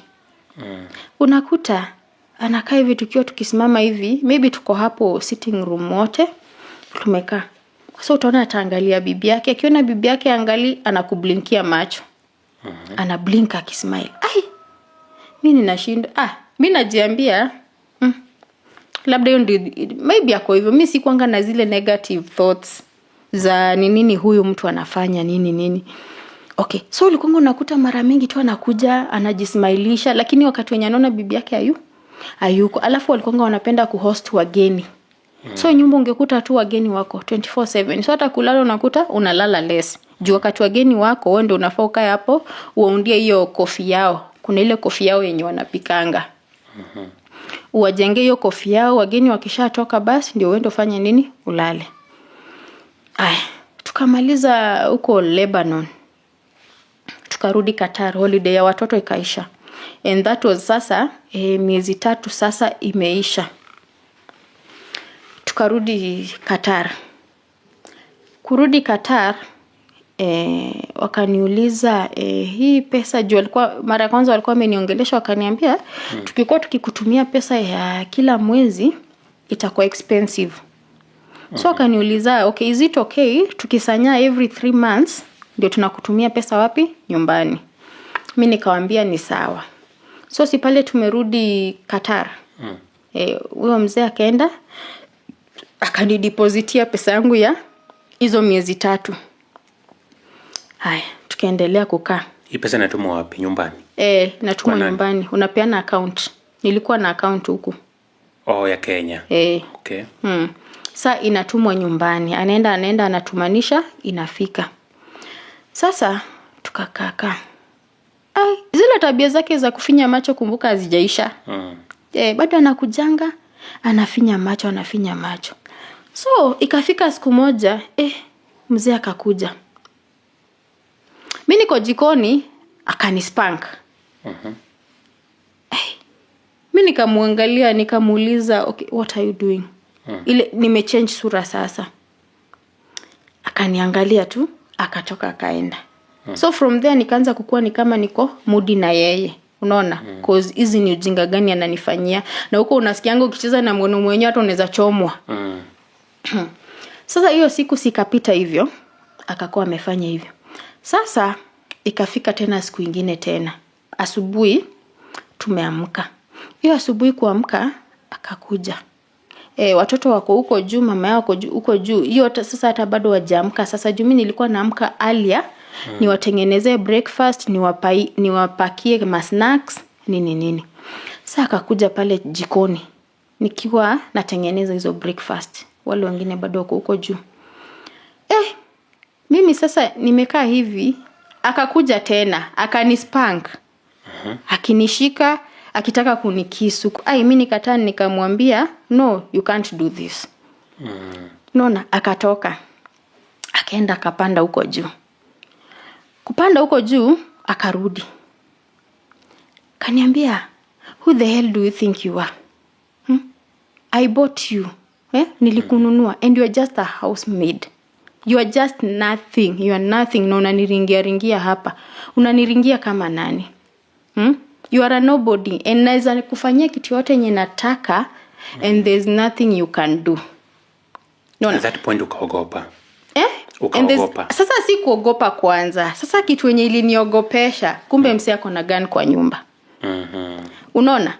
So akakuja juu pale nilikuwa zile za hapana. If you continue doing this, I'll tell your wife. Sasa ndio hiyo sasa nimetolewa. Ametoa. Akaniambia, you will tell my wife. Try me. Utakufia huku, nitakuua. Na akaniambia, and as a matter of fact, naenda kuwa drop cause yeye ndiye alikuwa anawapeleka. Ninaenda kuwa drop na ninarudi hapa na utafanya kile ninataka and there's nothing you'll do about it. Kila kitu yenye ninataka utafanya ama nitakuua. Akatoka. Akaenda akapanda juu. Unajua nilitoka hapo, kwanza nilienda kuendesha kwa choo. Niliendesha kwa sababu ile mshtuko sasa. Nimeshtuka kabisa nikaenda kwa choo. Kitu yenye sijaiona mimi naoneanga tu kwa ma TV manini. So unaona sio pale ile reaction mwili imereact.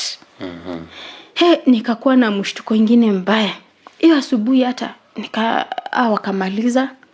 Wakatoka huko juu cause walikuwa wanajitayarisha wenyewe. Mimi sikuwa nawatayarisha. Mimi nilikuwa nawatayarisha. Mimi kazi yangu ilikuwa tu nyumba nini. Ikafika hiyo time bibi akatoka huko na watoto. Akakuja akasema morning Tabitha. Walikuwa wanapenda kuniita Tabitha. Morning Tabitha. Nikamwambia morning. Akakuja akachukua akapaki hizo manini za watoto as usual tu. Vile huwa nafasi. Sasa mzee ako ni kama hata hajakanyaga jikoni, hata hajui chochote kuhusu. Juu pia alikuja morning. Unaona? Pia alikuja akanisalimia morning Tabitha. Ukajibu. Nilinyamaza tu, mimi nilisalimika ya bibi tu. But yake nikanyamaza. But sasa haiku create ile bibi hakuona. Yaani bibi haku notice. Wakatoka, wakachukua watoto, wakatoka wakaenda. Kuchukua watoto kuenda, masoja wa hiyo compound, because ilikuwa kivila manyumba mingi. Masoja walikuanga wa Kenya. Jota there was a day tulikuwa tukipita hapo nikaona Ngozi inakaa yetu aje. So kuna siku kwenye walikuwa wametoka wameenda kazini, mimi nimemaliza kazi yangu, nikasema hebu niende nione hawa masoja wanaweza kuwa wa Kenya wetu. Kwenda pale nikaangalia, nikakuta, nikajaribu kuongelesha Kiswahili. Saseni nikasikia poa. Niko kumbe nyinyi ni wetu. Akasema akaniambia hata sisi tunakuona ukipita hapa tunaona hii sura inakaa yetu ya Wakenya, but nile hatuwezi uliza. So tunaona hapo tumejuana sasa. So hiyo siku na hiyo story ya kuspank nilikuanga nawaambia. Unaona wakati wenyewe wametoka cause walikuwa narudi saa 9 mchana. So mimi nikishamaliza kazi nezaenda nikae na hao pale kwa gate karibu kwa 1 hour. Tupiga story.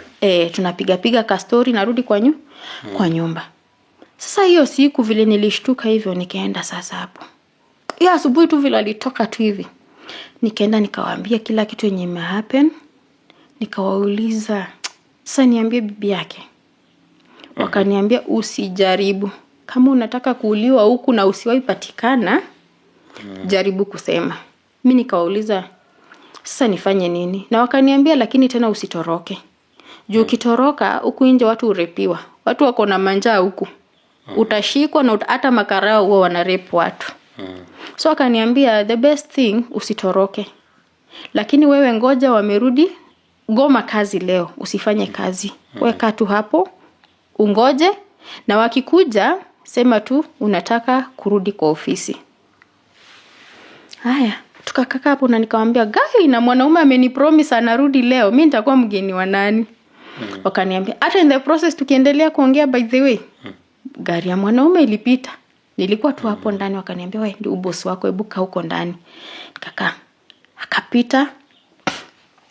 Akaenda akakaa huko karibu 30 minutes. Akatoka. Sasa unajua bibi ataki bibi a notice, juu wako the same company. Wako na kampuni yao huko. So kila mtu ako na ka ofisi kake. So na maybe ni kama ametoka tu ni kama mwenye kuna errands ana run alafu arudi. So mimi tumekaa hapo kwa gate, wakaniambia ndio gari ya boss wako. Hebu jifichie. Akarudi, akakaa karibu 30 minutes, tena gari yake ikapita. Kupita hata akuuliza hao masoja kama wameniona nini. Yeye alipita tu akatoka akaenda. Bila alitoka akaenda, ndio nikaambia masoja, chenye nilikuwa nimepromisiwa, ndio huyu alikuwa amekuja kutimiza kile alikuwa anataka. Sasa hao masoja wakaniambia, hata usifanye kazi. Tulishinda tu nao masoja hiyo siku, vile nilijua imefika masaa yenye karibu warudi saa 9 kamili. Ndio walikuwa wanaingia. So vile ilikuwa inaelekea saa 9 hivyo 10 minutes to saa 9, mimi nikarudi kwa nyumba. Nikaenda nikakaa kwa bedroom. Kwenda kukaa kwa bedroom juu wanakuja wanapata lunch imepikwa nini.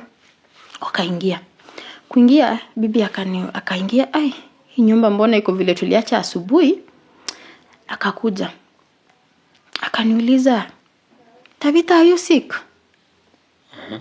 Siongei. Nimefunga mdomo. Niliambiwa niende nikue bubu. Nifunge tu mdomo hata mtu akiniuliza swali yoyote siongei. So akakuja vile alikuja kuniuliza hapo, nimenyamaza. Akashindwa. Ni nini mbaya? Akaenda akaambia. Sasa unajua bwanake anajua. Akaenda akaambia bwanake, Tabitha is not responding. Na unaona vile nyumba inakaa. Bwana akatoka huko. Amekuwa mkali. You came here to work. You came here to work. Hakuna ujinga yenye utatuletea hapa. Miaka yako 2 unamaliza hapa, na ukishamaliza tukulipe pesa yako utoke uende. But bila hiyo miaka 2 hapa utoki. Sasa hiyo shaka muda gani? Kumbuka nimelipo hiyo miezi 3. So hii ni yenye inaenda ya 4. So miezi 3 nimelipwa, hii ya 4 bado. Ndio tunaenda kumalizia ya 4 sasa. Sasa akakuwa mkali. Kwanza akakuja akaniambia, in fact ninaenda kukushtaki polisi saizi. Na yenyewe alitoka. Aliniambia, wewe unatuchezea hapa, wewe ngoja utaona. Akatoka. Akaenda. Nikabaki na bibi tu na watoto. Hata watoto walikuwa wanakuja kwa room wananiambia tu, "Okay, we love you Tabitha. Can you tell us the problem so that mom can help you?" Mimi nanyamaza tu. So ikafika mahali mama akaona, this is so awkward. Mama akapiga kwa ofisi.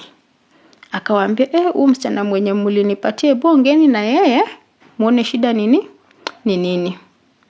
Akaniambia, Tabitha ndio hii simu. Akakuja akaniletea kwa room. Bila niletea kwa room, alikuwa secretary wa ofisi.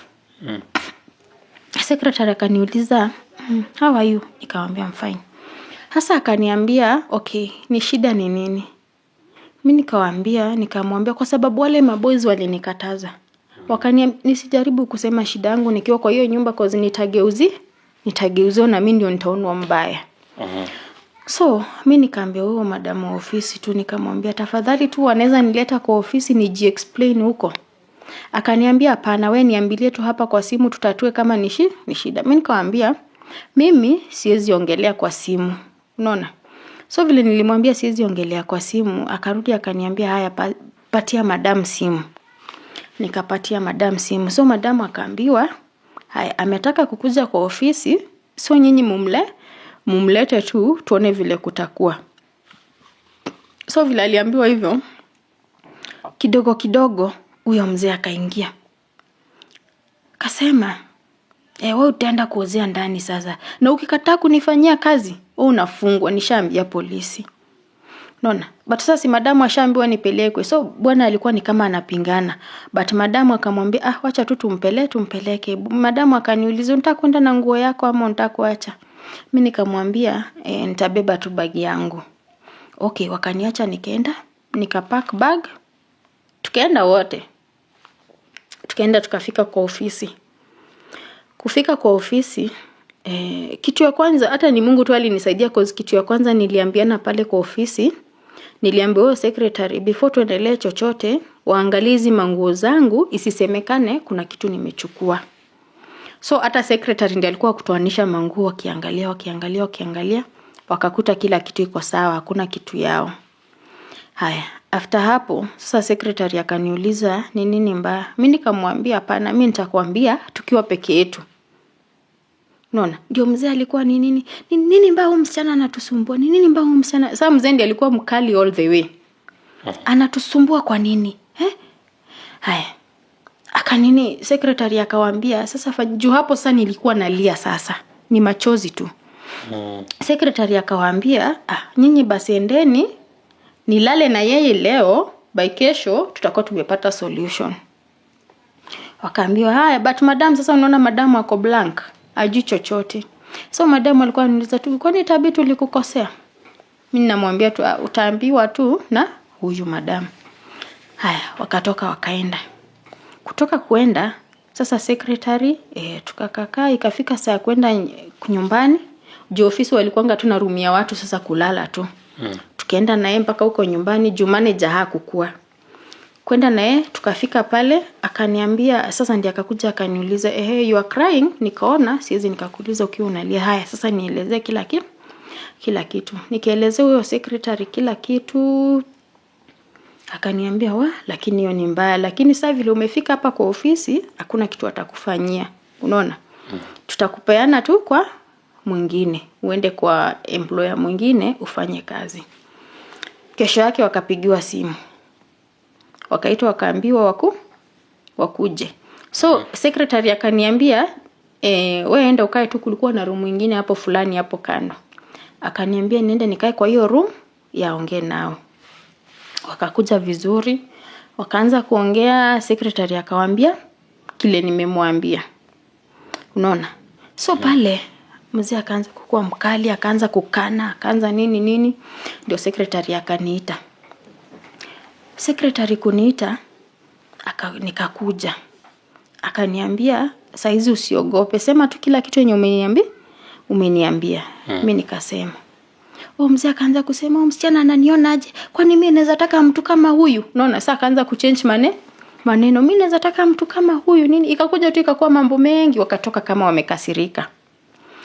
Kutoka kama wamekasirika, kesho yake tena wakarudi. Kurudi, huyo mzee akakuja. Nikaitwa. Akasema, akaniambia, Tabitha, nimeenda nimekushtaki, umekuwa ukituibia. Hata anaambia hivyo secretary sasa. Umekuwa ukituibia. Tumeenda, tumepata matableti za watoto wangu kwa room yako. Ulikuwa unachukua vitu zetu ukificha wapi? Kwa room yako. Na tumepiga picha kila kitu. Kesi iko wapi? Kwa polisi. Na vile kesi iko kwa polisi, akani promise kitu moja. Akaniambia, I swear with my life and my family's life, you will never see, wanaita Kenya Kinya.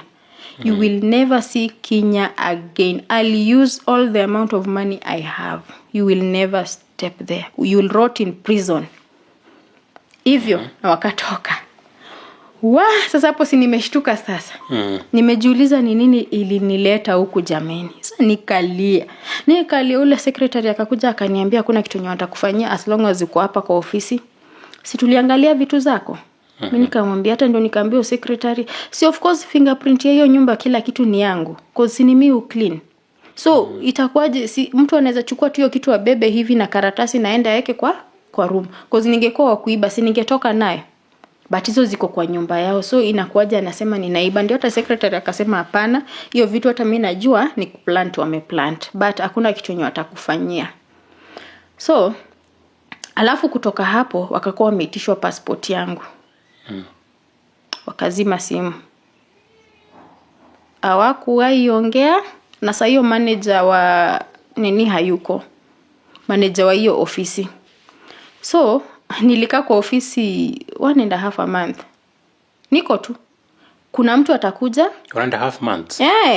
Sina passport, there's nothing they can do. So unakula aje? Chakula ninapewa. Mchana tunakuja tunashinda hapo kwa ofisi. Ikifika jioni tunaenda kulala. Kuna wako na gari yao ya kampuni. Unabebwa tu na hiyo gari ya kampuni, mnaenda mnalala tena asubuhi. Hivyo ndio ilikuwa maisha. So nilikuanga tunakaa tu kwa room fulani tu hapo peke yangu tu. So 1.5 month kaisha. Bila 1.5 month iliisha, juu ni kama maybe hiyo vitu nyalienda kashtaki nini, alafu aliambiwa probation period yangu imeisha, cause probation ni 3 months. Ile nye kama ni kukompensetiwa, angekompensetiwa before 3 months. But vile miezi 3 imeisha, probation imeisha, so yeye ajisort. Unaona, na akaambiwa mimi sitoki kwa ofisi, hata akileta polisi sitoki. Unaona, sasa ikafika mahali manager akakuja. Manager sasa wa hapo. Huyo manager kukuja, hata akakuja akaniambia, nimesikia history yako. Pia akajaribu kuwatafuta kuongea na hao, ikakuwa imeshindikana. Wamekwamia passport kabisa, wamesema waachili. So kuna watu hata walikuwa wanakuja, unakuta mtu anataka mfanyikazi, anakuja anani interview. Sasa ukirudishwa kwa ofisi kuna wenye pia wanakujianga ule umerudishwa. So mtu atakuja ani interview, tukiongea nini aone, afu mimi upenda kucheka tu. So unaona, so tukiongea akiona nikicheka anasema I like this one. Huyu nataka niende, hata mimi niko na watoto sipendi mtu wa kufurafura. Wanaongea tu vizuri, but sasa inafika hapo kwa passport ndio shida. Sina passport cause sasa passport inafaa itoke kwa ule ikuje kwa huyu ndio mtransfer details. Haiwezekani. So hivyo ndo nilijikuta nimekaa hapo kwa hiyo ofisi sana. So ikafika mahali hata wakashindwa watanisaidiaje. Unaona, sasa ndio nikafika mahali mimi nikawaambia, badala niendelee kukaa hapa, simu nipeleke tu Kenya Embassy. Unaona? So kuambia wanipeleke Kenya Embassy, wakasema ni sawa kwa sababu hii kesi yako imekuwa ngumu. Ndio hao Wakaenda wakanifikisha Kenyan Embassy, lakini hawakusimamia kwa gate. Walisimamia mbali, wakanionyesha, unaona pale? Unaona ukipiga ile kona, enda tu pale. Hiyo ndio embassy yake ya Kenya, na wakahepa. Wakaendesha gari wakaenda. Mimi kwenda kufika pale Kenyan Embassy, nikaenda masoja ni wa Kenya tu hapo nje. Nikaenda nikaongea, kwa sababu unaanzanga kwanza kuongea na hao masoja, ndio masoja wakuitanie sasa uko ndani. Na by then embassy ilikuwa imefungwa, wataki watu waingie ndani. So mimi nikiwa pale na wale vijana, nikawapea tu story yangu, tukaongea na wakaniuliza, na sasa Kenya unaenda kufanya nini? Mimi nikawaambia, hata sijui, lakini sasa inabidi tu nirudi kwa sababu huyo msee amekwamilia nini? Passport yangu.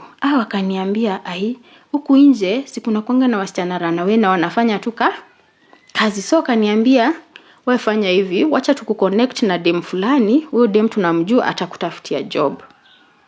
Unaona? Mimi nikamuuliza, ni job gani? Akaniambia tu si kuna wale watu wenye wananga wafanyi kazi, so ukienda ukiwa huku nje wanakupea tu job. Haya, akachukua simu, ndiye akaniambia badala juu ukiingia hapa embassy utarudishwa huko kwa watakutuma wakupeleke wapi, side ya deportation, utarudishwa Kenya. Mimi nikakubali, nikamwambia kama ni hivyo ni sawa. Akanilipi, akaongea na huyo dem. Bila aliongea na huyo dem wakaelewana, dem akamwambia niende. Akanichukulia hizo taxi za huko, akapeana location. Nikaenda nikadropiwa hiyo location ya huyo dem. Huyo dem akakuja akanichukua, nikaenda nikafika kwa nyumba. Haya, kufika kwa nyumba, day one hata waongei, tuko tu. Mimi nikauliza, na hiyo job ni? Akaniambia wewe tulia tu, tutakupanga. So pale walikuwa mademu 8. Mademu 8 walikuwa nakaanishana. But sasa pale mimi sikuwa najua ni biashara gani zinaendelea pale. So ulikuwa unakuta kila demu ako na tablet. Mnakaa tu hivi unaona kila demu ako na tablet yake hapo. So mimi najiambia na hizi matablet zenye wanakuanga nazo, but ile nimeambiwa nitulie nitapangwa.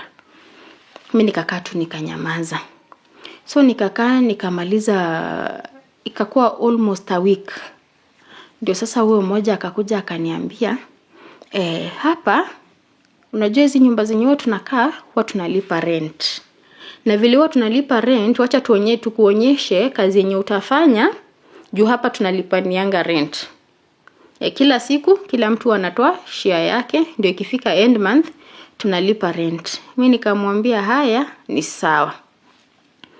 Akaniambia zile kazi zenye watu tunafanya hapa. Akachukua tablet yake akanionyesha, akaniambia huku sasa sisi hao wasichana wenyewe, akasema hao walitoroka kazi. Vile hao ni wale maranawe wanaitangwa Kemboi. Sisi tulikemboi. Na vile tulikemboi tukaona kurudi Kenya juu au walikuja na hiyo mission. Yaani waliambiwa ile wanatoka Kenya wanaambiwa wewe tafuta tu vile utafika tu Qatar. Kuja hata kama mfanyikazi wa nyumba alafu utoroke, tuko na plan. Tuko na kitu ya kufanya. So hao ni wale wenye walienda huko Qatar wakijua wanaenda kutoroka. Wanataka tu wafike bora wa land Qatar.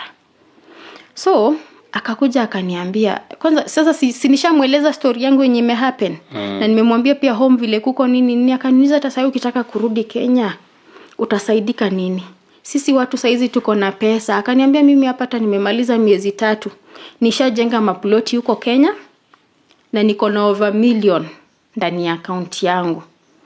Nikamuuliza sasa ni nini? Akanionyesha hiyo tablet yake, kuna site walikuwa ndani. Kumbe wako kwa mambo na prostitution. So vile alinionyesha akaniambia huku Waarabu wako na pesa. Na Waarabu vile wako na pesa, sasa to make the matter worse, akaniambia Waarabu wengi 99% hawapendi simu 1. Wanataka tu simu 2. Na ndani ya hiyo simu 2 iko na pesa. Unaweza kuta hata umepewa 1500 ya huko real. Ukiconvert unakuta uko na 40 50s. Na hiyo sasa umeenda ni nini? Ni moja tu. Karaundi kamoja tu hivyo. So akaniambia simu tu huko iko na market sana. Na yenyewe mimi sijui kwa nini sikuwa na rada, kwa sababu mara mingi ulikuwa unaona mchana wameshinda wako kwa tablet zao. Inafika usiku wanang'ara, alafu si unajua Qatar ni free country, si kama Saudi ati lazima mvae buibui. So hao unakuta wanadunga tu manguo zao mzuri, wanapaka makeup, wanatoka hapo wamekaa smart. Wanatoka wakaenda. Sasa akaniambia huku 1500 riyal ni ya sim 2. 1000 sim 1, lakini watu wa sim 1 wengi si Waarabu. Utakuta maybe ni Nigeria, manini, but si wale Waarabu. So mimi nikasema tu Sasa hiyo day ndiye akiendelea kunipea hiyo story. Kukakuwa na huyo msichana mwingine mwenye ametoka kazi yake sasa. Bila ametoka huko kwa kazi amekuja. Akakuja akasema amekuwa gang raped. Yaani aliitwa na mtu mmoja, kumbe walikuwa wengi. Wakamgang rape. Na vile aligang rapiwa walimrape kwa wote. Na sasa si mtu ikakuwa imerapture. Sasa inapitisha tu. Nikupita tu akakuja akalala hapo hiyo night, hiyo mchana anashinda. Yaani sasa saizi nikupita tu inapita tu. Mimi nikakuja nikawaambia kama hizi ndio biashara ninakuja kufanya, wacha ikae. Na akaniuliza, "Si unafikiria utakaa kwa hii nyumba bure? Kwani sisi ni mama yako?" Kama ni hivyo utaki, wewe jipange. Haya, mimi nikasema ni sawa tu. Nikapigia ule boy.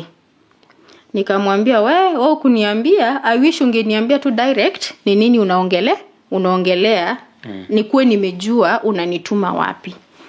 Akaniambia, ni sawa, umeshindwa? Sawa basi. Acha nikuchukulie nini ukuje. Akanichukulia hiyo taxi ya huko. Nikaenda, nikafika hapo embassy.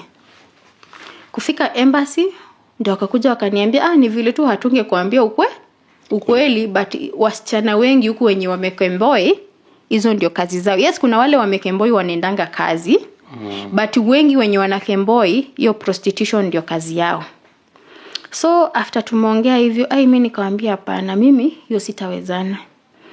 Sawa. Akaniambia ni sawa basi, utaambiana tu umedropiwa tu leo. So akaenda akanitia madam fulani huko kutoka huko kwa ofisi, kwa embassy. Madam akakuja. Akaniuliza, ni nini mbaya? Nikamuelezea kila kitu yenye ilinihapenia, but sikumwambia nilienda nikapita huyu jamaa aliniambia nisimseme penye aliniambia niende ajulikane. Yeye ndiye anachanga wasichana wamekemboi, yeye ndiye anaonyesha vitu za huko. So akaniambia huyo mama tukaongea na yeye, but alikuwa mrude. Akaniambia si ulikuja kazi, si ungefanya kile alikuwa anataka, alikuwa anaongea kama mkosti hivi. Si ungefanya kile anataka. Nyinyi wasichana hata mnasumbua. Akatoka, akarudi huko ndani. Hakuniambia chochote. Nikabaki na hao maboy hapo. Kubaki na hao maboy, ikafika wakaniambia tu watakusort tu, wao wachana nao. Sasa hiyo wanajifanya tu hivyo vichwa ngumu tu, lakini sawa wakiona bado uko hapa jioni watashughulika. So ikafika jioni saa ya kutoka. Ndio vile huyo mwenye aliongea hivyo mbaba ndio alipita akaenda.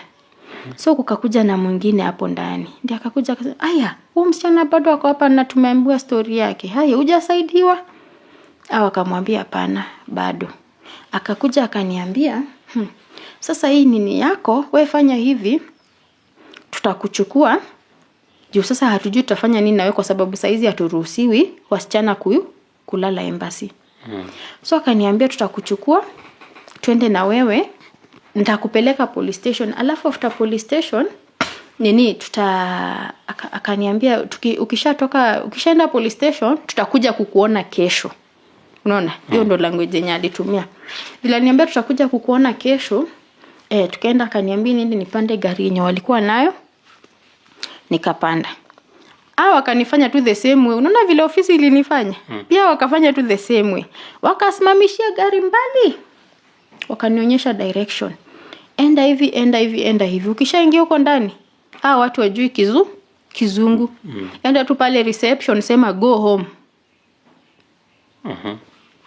Tutakuja kukuona kesho. Ndio mimi huyo nikaenda. Pale nikafika pale reception. Nikasema go home. Ilikuwa mwanaume. Akakuja akaenda akaongea na wengine huko, alafu akakuja akanichukua akaniambia juu wao wanaongea Kiarabu tupu tu. Naona mimi nilikuwa nafanywa wenyewe wanaongea Kizungu, so sikujua Kiarabu hivyo. Tukatoka wakaenda wakanipeleka sasa saidi ya women prison ya wanawake sasa. Kwenda nikakaa pale. Kukaa pale. Vile nimekaa, kumbe kuna process ya ndio uingie huko ndani. Kuna process watu ufanyiwa ndio sasa uingie, na mimi sijui. So vile nimekaa pale, wakakuja wakaniongelesha. After kuniongelea ile kizungu tu hakuna, ya mbalimbali tu. Nikakuja nikaambiwa niingie room fulani. Kuambiwa niingie room, wakatoanisha vitu zangu zote, manguo, kila kitu, wanachunguza kila mahali nini, wakitoa wakiweka kando. Wakaona sina chochote. Madamu wakaanza kuniambia remove clothes. Mimi nikashindwa, mbona natoa nguo? Wakasisitiza tu toa nini. Mimi nikafikiria maybe ni nguo kidogo tu. Nikatoa top. Naambiwa bado. Uendelee kutoa nguo. Bado nikutoa. Mimi nikaona acha nitoe longi ya chini. Sasa nimebaki na panty na bra. Unasikia bado toa. Hapo nikakataa. Nikasema no. Nikaambiwa kama hautatoa wacha tuende tukuitie wale mapolisi wanaume wakuje wakutoe. Mimi kusikia wanaume sasa nikasema hapa nitatoboa. Nikatoa bra, nikatoa panty. Nafikiria imeisha. Nikaambiwa. Mara ya kwanza niliambiwa fungua miguu. Nikafungua. Haya, unaanza kuambiwa uanze kukaa ni kama una squat. Unaenda chini, ukirudi, ukiruka. Sasa hiyo coach. Ukiruka. Alafu sasa ukiruka hivyo unaambiwa ukirudi chini pumua nje. Nika unasukuma. Sasa wanaangalia unaweza kuwa umeficha kitu huko chini. Unaelewa, maybe umeiba kitu alafu umeficha huko chini. So nikaruka vile walikuwa wananiambia, nikamaliza. Haya, nikaambiwa sasa nivae manguo zangu. Nikavaa manguo, nikachukua mabagi yangu, nikaingia nayo. Kuingia nayo huko ndani, sasa pale ndio before ufanyiwe maprocess zingine, si unakaa sasa hapo, kwa hiyo nikajela kao sasa kasel. Na sasa mmewekwa kulingana na ma countries. So Kenyan walikuwa na Ethiopians room moja. So mimi kwenda pale nikapata Wakenya wote ndio wametolewa. Wenye walikuwa wamekuja wametoka. So nikajipata mimi ndio Mkenya pale peke yangu kwa ile room. So communication barrier. Nimekaa tu hapo, sina mtu wa kuongea na yeye. So nikakaa. Alafu sasa pale wale wasichana ulikuwa unakuta wako na tabia fani. Sasa hapo unakuta wasichana wamegeuka sasa ni kama ma lesbians. So unakaa tu hivi kidogo, imefika night. Hata hawana aibu, watashikania tu hapo ukiwa hapo. Unaona tu ndio hao wameanza kutoana nguo, wanaingizana vidole, alafu na unajua huko inaitwa haram. So ilikuwa usipatikane. Juu ukipatikana nayo uko na kesi mbaya. So ulikuwa unaona pale ungekuta lesbianism iko sana. So ilifika siku mmoja ananikujia hapa, ati anakuja ni kama anataka kunifanyia hizo vituko zao nini. Mimi nikamkataza. So unaona ni mimi Mkenya peke yangu na hao wako wa Ethiopia wengi. But good luck kukakuwa na Wakenya wenye wameletwa saa hiyo sasa. Wenye wamekuja. So hiyo time mwenye tu anataka kuniletea ujinga, huyo polisi mama akakuja akafungua akawaambia ingieni huko. So kukuja nikaongea nao wakaniambia ni wake. Sasa nimefurahi nimepata Wakenya wenzangu. Tukakaa hapo sasa kama sasa wale wangeniletea ujinga hao juu sasa tuko wengi sasa. Wakileta ujinga tunaweza gongana sasa. So pale kwa jela nikakaa karibu wiki moja. Tukaenda wakanichukua macho. Wakascreen macho yangu, wakachukua fingerprints, nini. Na wenyewe vile waliangalia kwa system, waliona tu, unaona ile statement yenye ule mwanaume alisema ataandikisha nimekuwa nikimuibia. Waliangalia kwa system wakakutana nayo. Ni kama nimeiba, that is why walinichukua hadi macho. So after kuchukuliwa hiyo macho na nini, mikono, vidole, kila kitu, nikakaa kama wiki. Nikachukuliwa sasa. Nikapelekwa deportation. So kufikishwa tena deportation nikachukua process mrefu. Nilikaa tena deportation one whole month. Niko tu deportation. Sasa unakuta wale bado walikataa kuachilia passport. Bado tu wako nayo mpaka. Bado wako nayo. Hiyo 1 month nikimaliza huko deportation. Na serikali iwezi ikawapeleka mbio watoe. Si ndio sasa at last mimi sikujua walipeana aje hiyo passport. But nikiwa deportation huku kwingine ilishindikana. But sasa vile nilifikishwa deportation, ndio kufika kule deportation. Sasa nilikaa tu pale 1 month. Sasa unakuta sasa mmekaa tu sasa kama family sasa. Unaona? But huko kwa deportation hakuna mateso. Chakula iko, nini iko. Nile tu mnaboeka. Hata ilifika siku tukaanza kustrike because hiyo time watu wako wanapelekwa nyumbani. So tulikuwa tunapenda kustrike sana. Na unajua Wakenya tu na Wakenya tu. So na huko tulikutana Wakenya wengi. So tukaanza kustrike. Unakuta mna strike tu mnasema go home. Na after tulisema hizo go home, sasa ndio tulianza kuenda kuitwa, unaitangwa kotini mara 3. Unaulizwa unataka kazi ama unataka kurudi nyumbani. Unaenda ya kwanza unaanza, kama unataka kuendelea kazi, unasema kazi. Utapewa kwingine. But sasa unaona mimi akili sasa imesema huku siezani, tarudi tu nyumbani. So mimi nilienda koti ya kwanza, ya pili, ya 3. Nikasema I want to go back home. After kusema I want to go back, tukiwa pale deportation, hiyo time yote yenye nilikaa, unakumbuka wale mademu wenye nilikuambia walikuwa wanafanya umalaya? Wawili wao waliletwa huko. Walishikwa, walisetiwa. Walisema kuna mwenye nini, unajua prostitution wanafanya wengi. So kuna wenye walionea wivu. Wakawaseti kwa karao, wakaambia karao endeni kwa nyumba fulani, mtapata watu. So hawa waliendewa tu wakaambiwa beba manguo zenyu zote. So tukakuja tukakutania deportation. Nikauliza mmefika huku? Wakatuambia si kuna mtu alituseti, polisi akatukujia.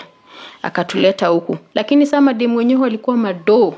Pesa, mtu anakuja hapo ako na masuitcase zile kubwa kubwa za manguo zenye ameinunua ndiye afanyie hiyo vituko yake huko. So walikuwa na pesa. But sasa vile tulikutana huko deportation, mimi nikakaka, passport yangu ikarudishwa. So after hiyo 1 month yenye nimekalia kule, ndio sasa vile passport yangu ilirudishwa. Mimi sijui vile process ilifanywa, nilikuja tu kuitwa. Nikaambiwa urudi uko ready kurudi nyumbani. Kakuja mimi na watu kadhaa, tukachukuliwa, tukaenda tukasindikizwa airport na mapolisi. Wanahakikishanga hadi umeingia kwa ndege. Ndio warudi. So vile walihakikisha tumeingia kwa ndege, karudi. Sisi sasa ndio hao tukasafiri. Tukafika Kenya. So kufika Kenya, ile pesa yenye nilikuanga sasa nimewekewa. Hiyo pesa yenye nilikuwa nimewekewa kidogo, nikaamua acha nikafanyia mama tu shopping 1 2 3 hivyo. Alafu sasa, but this is a story for another day. So mimi hufanya music. So there was a certain mtu mkubwa tu kwa hii music industry. Alikuja, tulikuwa tumeongea naye vizuri, akakuja akaniambia Tabii, najua vile wewe unafanya music yako cause nilikuwa nishai record kwake. Akaniambia na naweza penda kuku sign ukuwe msanii wangu. So akaniambia nipatie pesa fulani, alafu nitamake process ikuwe easier. So nikampatia kwa ile patia ile pesa, kuna pesa kidogo kuna pesa, in fact yeye alipata share kubwa. Nikampatia cause hiyo music nilikuwa nimeitaka sana, hiyo talent ya music. So nikampatia hiyo pesa. Na after kumpa hiyo pesa, hakuwaifanya chochote. Yaani alinikoni hiyo pesa na hivyo ndio hiyo pesa ilienda. So unaona ile kidogo yenye nilikuwa nimepatia madhe, akafanya ka shopping nini. Haya. Sasa nimerudi, mimi nilikuwa najua sasa hiyo music ndio inaweza kuja kunisaidia kwa zakisha ni sign. Sasa hapo unaona hakuna gharama. Hapo umetoka Saudia sasa? Nimetoka Qatar. Sasa hapo nikajiambia at least hapo hakutakuwa na expenditure ya recording, nini, marketing, nini, cause music ni hard pia. Unaona? But sasa hapo akakuwa amenigonga cause hakuna kitu nyali alifanya. So nikakaa vile nilipatia madhe hiyo pesa. Nikakaa. After kukaa maisha ikakuwa ngumu tena, nikasema acha nijaribu kazi nyingine tena ya nyumba but huku Kenya cause maisha imekuwa ngumu kabisa. So vile nilijaribu hiyo kazi nikakaa kidogo. Unakumbuka nikikwambia zile kazi zenye nilikuanga nafanya nikiumiza mgongo yangu na sijui. So hiyo mgongo ikakuja ikainuka tena. So vile mgongo ilianza kuniuma tena ikakuwa ni ngumu. Ni ngumu cause hata huyo boss atakuwa anakulipa kazi, anakulipa pesa na wewe unashinda ukisema wewe ni mgonjwa kila saa. So ikabidi akaniambia Tabi, itabidi tu nimekuachilia. Akanipatia tu kitu kadogo akaniambia mimi ninaelewa si kwa ubaya lakini hata mimi naweza panda kazi yangu ikuwe nini perfect na siwezi shinda na wewe hapa ukiwa mgonjwa. Unaona, so akanipatia tu kitu kadogo akaniambia shika hii, wewe utaenda ufanye nini? Utafute ka biashara kenye unaweza fanya. Ndio nikatoka hapo, nikaenda nikatafuta ka business ka kufanya na hiyo pesa alinipatia. But hiyo business, since unaona hiyo business ndio inatoka kila kitu, chakula, nini, kila kitu. Business ikakuja ikaanguka. Sasa maisha ikaanza kukua ni nini? Ni ngumu. Alafu sasa hiyo time mwenye nisharudi, ndio yule jamaa alikuja akanipigia tena. Akakuja akaniambia, and by that time akinipigia, mtoto by the way alikuwa hata hiyo time yote hakuwa ameenda shule kwa sababu ya kukosa fees. Unaona, so jamaa vile alikuja akanipigia, alikaa sana ndiye akakuja akakumbuka kunipigia. So vile alikuja akakumbuka kunipigia, mimi nikasema, Jo aliniambia anataka kusaidia mtoto tena. Hataki kukaa mbali kwa sababu anataka hata mtoto amjue, anataka kumingo na yeye amsaidie. So knowing that niko na mashida, mimi nikamwambia tu ni sawa kama nataka ku-come through kwa mtoi. So akanipeleka hivyo, akakuja akaniambia utanisaidia account ya shule, nikilipa nitakuambia. Nikampatia account ya shule. Alafu akakuja akaniambia unaweza nisaidia picha ya mtoi nimuone cause it's been long, imekuwa miaka kasijai muona, so nione at least anatoshana aje na anafanana aje. Kwa ujinga wangu nikamtumia picha. So vile nilimtumia picha hata tu kumaliza siku 3 hivi, tumekaa tu hivi kwa nyumba, mtoto wangu ndo huyo ameanza kunyongwa. Mashetani usiku? Mchana. Ilikuwa tu mchana. Ameanza tu kunyongwa na vitu zenye mimi sielewi. So pale nikaenda tu nikachukua tu Bible pale nikamwekelea, nikapigia mamangu na nikampigia nikilia nikitaja jina ya mtoto. So mama akaanza tu akaamkia tu maombi hapo tu. Akaomba. So tu mimi nimemwekea Bible, mimi hata nashindwa nifanye nini. Mama akaomba. Mungu, uzuri tu wa Mungu. Mtoto akarudi. Nikaona nafanya akarudi. So vile mtoi alirudi, ndio tukarudi sasa tukasema hii yao imezidi. Tukaanza sasa kuconsult sasa maombi ile ndio hata tukaambiwa ile picha yenye tulikuwa hiyo picha yenye alitisha ndio ilikuwa connection. Unaona? Na huyo mtoto kitu mbaya hapo ningemfanyikia. So tukaenda tukaomba, tukamfanyia maombi, tukawarudishia maubaya zao, tukadisconnect mtoto na huko hivyo. So something funny ni ile after mtoto alirudi, si mtoto akakuwa sawa. Jamaa mwenyewe sasa ndiye alirudi kuchizi. Sasa hiyo boma unakuta mama sasa watoto wake ni wenda wazimu. Unaona juu wale wa kwanza walikuwa wenda wazimu na bado mwenda wazimu mwingine ameongezeka. Sasa mtoto wangu mimi ni Mungu tu alimsave hivyo. Wenda wazimu yao ikabaki tu huko na hao wenyewe, mtoto wangu Mungu akamsave hivyo. So as tukiendelea kukaa, so unakuta sasa life sasa ndio imekuwa ngumu kwa sababu sasa unakuta mgongo ni ngumu kufanya kazi ngumu. Juu hata ukienda useme unatafuta kibarua, yes utaenda ufanye kibarua ufue, but nikishamaliza kufua pale penye nitaenda kukaa hata miguu zitakataa kwa sababu hata ndani hiyo depression zote zenye nilipitia, imagine hata vile niko tu hivi na hii ni yangu, hivyo ndio pressure iliniingia kwa mwili, high blood pressure. So nikakutanga sasa unakuta tu hata ukienda kupima pressure imepanda kabisa kwa mwili. Stress. Yeah, stress. Yani stress zimekuwa mingi, depression, nini. Unaona? So unakuta hata nikisema ninaenda hiyo kibarua inakuwa tu bado ngumu. Cause utaenda, ukuje ugonjeke, hiyo pesa utumie wapi? Matibabu. Unajitibu. Haya, huyo mtoto vile ulisikia nikikwambia, mtoto pia shule ikakuwa ni ngumu, ikabidi akae nyumbani sasa. Unaona, sasa hiyo ndio life yenye tu niko nayo saa hizi. Ni ile kazi naweza penda kufanya, lakini sasa mwili ndio mbaya. Alafu sasa to add on that, tena mama yangu ikakuwa tena amekuwa mgonjwa. Kukuwa mgonjwa, ile kujaribu mahospitali nini, kuna kitu inafura kwa tumbo kama growth. Na inamaliza kabisa, hata kukula ni ngumu, amelala tu chini. Yani ako tu hapo chini, kwa sababu hata tukienda hospitali ni pesa tu zinaitishwa. So mamangu tu yeye mwenyewe ako chini. Mimi ukikuta saa hizo mgongo, kazi siwezi, hivyo ile ngumu inakuwa tu ngumu. Sasa hapo ndio tumefika sasa hivi. Labda kwa mtu ambaye angependa kukusaidia, anaweza kusaidia ufanye nini? Biashara. Kwa sababu at least biashara ni kitu yenye nitakuwa nimetulia hapo, unaona? Haina ile juu vitu za kunistrain mgongo ndio shida. Kitu yote yenye nafanya na strain mgongo ndio inanisumbua.